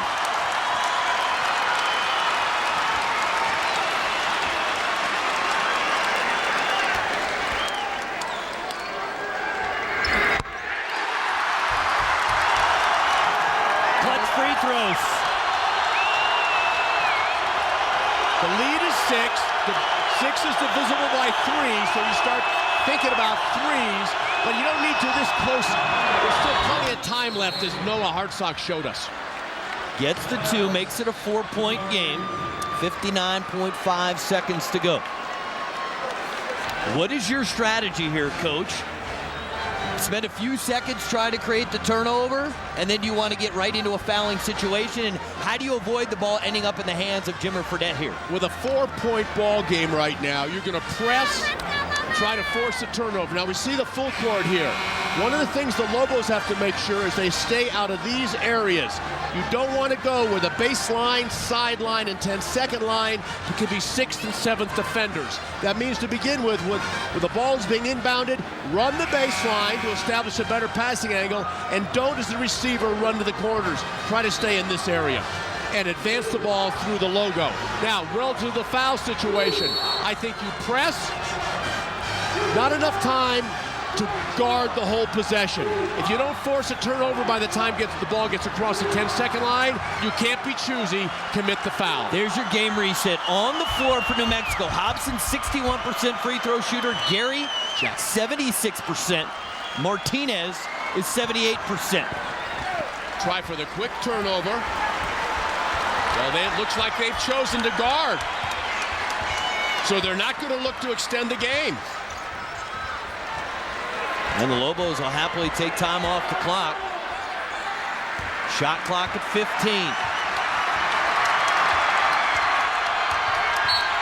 And then a foul. If you're going to foul, you don't foul late in the shot clock. 11 seconds in the shot clock, you play through that, or you foul earlier. Tavanari's got 3. And what we say about Gary in the last 3 minutes, 32 at 39, and he made his last 2. He's got 20, his career high is 21. And he matches his career high. Chance to establish a new career high and get the lead back to 6.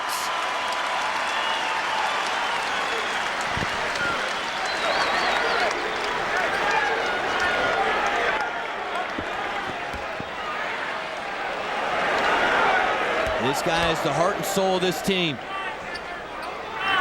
for 2. That is 4 straight big-time free throws. Now down 6, 35 seconds, divisible by 3. You got to look for threes. And there he is, Mr. 3. Rattles home the 3, Jimmer Fredette. Back to a 3-point game, 26 seconds to go. Now Jimmer creates this just off the bounce. He gets Gary back on his heels. See, and what Gary needed to do was not worry about getting back on his heels. If he drives past him against the 2, who cares? The 3 is what hurts you. But he did a great job setting up his own shot, and then he connects.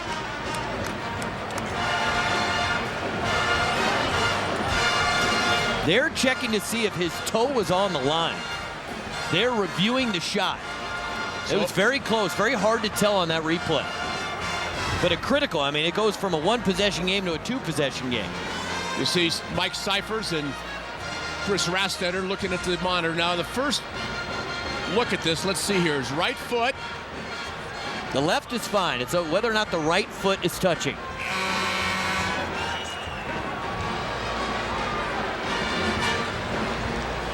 Well, in football, we always talk about indisputable video evidence to overturn the call. They called it a 3. Wow, that's hard to tell. This is what we're looking at. Is his foot on that line or not? Now, this one might tell us. Definitely looks like a 2 there. Now, this place will go nuts if they rule it a 2 instead of a 3. I mean, the fans are going to be so happy they're not going to know what to do with themselves. They'll be almost as happy as Mr. Alford. Yes. Although, you know what? I know what coaches' wives go through. Mrs. Alford might be even happier. Well, the ramifications for this game, for the rest of the conference schedule, and then moving into the conference tournament, and then ultimately the NCAA tournament, this is just huge. Well, it also speaks to just how good this conference is. We talked earlier about New Mexico's beaten 3 ranked teams. This would be their 4th win over a ranked team. And this becomes the signature win of the 4. No question about it. Cal's leading the Pac-10. They get beat by New Mexico. Texas Tech and Texas A&M get beat by New Mexico. Hey, Dave, it has been ruled a 3, so it is a 3-point game. They could not determine, and they decided to keep it a 3. All right, so we're going to see a press on the baseline done by the Cougars, face guarding, trying to deny the inbounds pass. Hobson should run the baseline to establish a better passing angle. The receivers should stay out of the corners. Good job defensively by the Cougars. Time now for the leaders of the game, brought to you by the United States Marine Corps. The few, the proud, the Marines. Plenty of candidates. We talked about the point guard matchup, and there they are. Yeah, no question about it. The 2 point guards have set the stage, set the table, and they've ate the plate because they've knocked down baskets as well as distributing the ball. Gary, only 3 turnovers in the ball game. He's handled the rock well. This has been a great display by, we know the man on the left is an all-conference quality player, but you know what? Dairese Gary is staking his claim to maybe being on that team as well. BYU, their 15-game winning streak, the longest in the country, in jeopardy here at the Pit in Albuquerque. They trail by just 3 points. You stretch the game out here. Some missed free throws. Still plenty of time for BYU.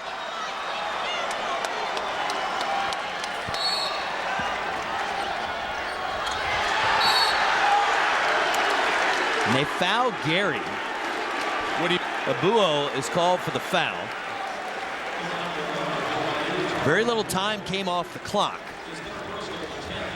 Now 10-team foul, so the double bonus for Dairese Gary. And Gary has hit his last 4 free throws. On the night, 9 of 13. Now you look here on the floor, you see Gary's up there naked by himself. I don't like that. I would like to see somebody in a gray jersey standing between 2 men in a blue jersey with the instructions, don't step in, just so my teammate feels comfortable, because he's used to having somebody stand there. He looked pretty comfortable on that one, Coach. The next thing, and this is a smart move by Coach Alford, he's going to sub after the ball. I thought it was going to be after the ball was handed to the shooter. Then he could have used the horn to slow the transition of the Cougars. Missed free throw, 4-point game. Don't need a 3, a quick 2's everybody's good. It's a bad decision. Emery's 3, that's off. Loose ball. And the Cougars cannot track it down. Lobos basketball, 14 seconds to go. You see, down 4, okay, it's a 2-possession game. You don't need the quick 3. They're going to allow you to drive the ball to the basket and extend the game. Face guard, switch everything, foul immediately. Emery gets the foul, and Gary has hit 5 of his last 6.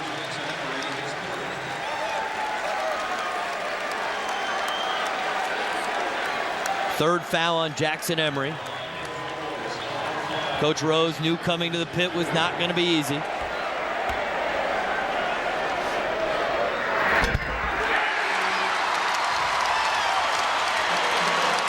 You call some football in the fall. The fullback off tackle, gets first downs, moves the chains, finishes the game off. These free throws are like the fullback running off tackle. Dairese Gary, terrific performance tonight. Dimmer Fredette. Oz gets the basket. BYU will use a timeout. 3.9 seconds to go. Use their last timeout. No such thing as a 6-point play. Bottom line is BYU's going to 20-2, and New Mexico is going to 5-2 in conference play. 19-3 overall. 19, unless they do something silly. Unless they do something silly. If New Mexico can hold on, they will move into a second-place tie with UNLV. Now let me give you an example of something silly. BYU steals the ball, has an open 3, and you foul the 3-point shooter. He makes it, and they go to the line. That's silly. Let them score. You have enough points to win. Hobson to inbound the basketball. Thought they might try to throw it to the other end, and Martinez immediately fouled. Martinez, a 78% free throw shooter, and these will be his first attempts of the game. So the only senior on the roster, the senior from El Paso, Texas, put the final dagger. They're trying to take down number 10 BYU.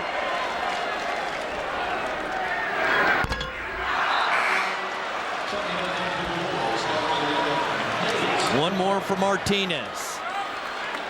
This place getting ready to explode.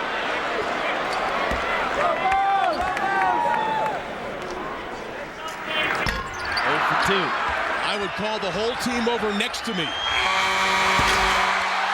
New Mexico wins.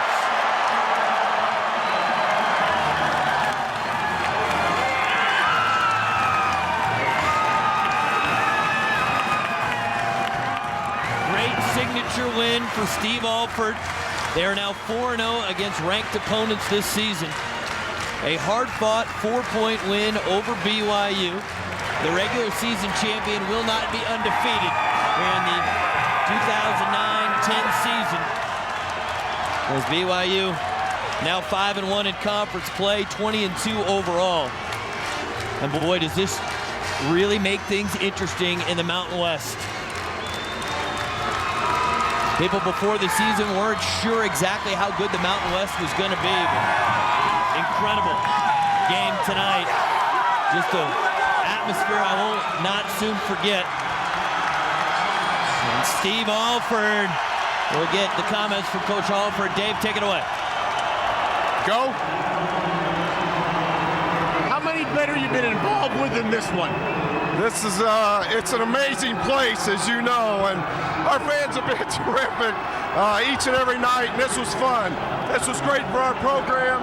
This is a fourth-ranked team we've beaten this year, so I'm really proud of our kids. I said in the open, you had to win here to derail their train. Yeah, they've been playing well. You know, I said it before. I think it's the best team we've played all year. You know, you come into an environment like this, you go down to the last possessions. That's all you can ask on the road. And I thought our guys did a good job showing a lot of just toughness and resiliency when all of a sudden we got behind. Dairese Gary's toughness. You know, we talk about Jimmer, and Jimmer's awfully good, but I wouldn't trade our point guard for anybody. I understand. Congratulations, Steve. Appreciate it. A well-deserving shout-out for Dairese Gary, who led the Lobos with 25 points. He also had 4 assists and 3 rebounds. What a night here at the pit for the Lobos. Our final score, New Mexico 76, BYU 72. Join us Saturday for a men's triple-header. It's Wyoming at Air Force at 1:30, followed by San Diego State at Colorado State at 4, and we finish at 7 o'clock with Utah at BYU. On behalf of Dave Bullwinkle and our entire Mountain staff, I am Earl Wood saying so long. Stay tuned for Post Game Live, which is next. This has been a production of The Mountain. Hi, folks, and welcome back to the Denver studios of The Mountain. This is Post Game Live. You know, we expected a great game between BYU and New Mexico, 2 ranked teams. We expected a high-intensity atmosphere. The teams and the crowd at the pit and the Mountain delivered. That was great. It was great. The Coach Marty Fletcher is here to break down this game. And, Coach, did it live up to the hype? Oh, it was a fun game to watch. It was terrific. It was the best college basketball game in the country. With 2 nationally ranked teams, went right down to the wire. Both teams deserve a lot of credit, but you got to tip your hat to the Lobo fans. The pit was fantastic. Gary down the stretch was terrific. A great college basketball game. Let's talk about Dairese Gary and Steve Alford. Just mentioned a moment ago with Dave Bullwinkle. He wouldn't trade his point guard for anybody. Well, the first guy he brought with him to Albuquerque was Dairese Gary, who had a career-high 25 points tonight. Well, and he is their leading scorer in conference play. And with 25 big points, look at him taking the ball to the basket. He got rebounds, had 4 assists. He knocked down 3s. But where he won the basketball game for New Mexico was at the foul line, hitting key free throws down the stretch. He chips in with 25 points. Just a terrific. Look at that. That was a layup late in the ball game to extend the lead. So great job by Dairese Gary. 25 points, 6 for 10. So that's great shooting. Free throw line, he normally shoots even a higher percentage, but he made the ones down the stretch, and he chips in with 4 assists. Great performance by Dairese Gary. He got to the free throw line a lot. That was huge in the game. Well, let's talk about Jimmer Fredette. I mean, this guy had a monster game in a losing effort, but he showed why he was the conference's preseason player of the year, Coach. Well, tremendous shooting. He is a great passer. He had 7 assists, 27 points, and you could say New Mexico did a good job on him. Here you have the coast to coast. He gets fouled, goes to the foul line. He was 7 for 7 from the free throw line. That's a tough three-pointer to tie it or actually give them the first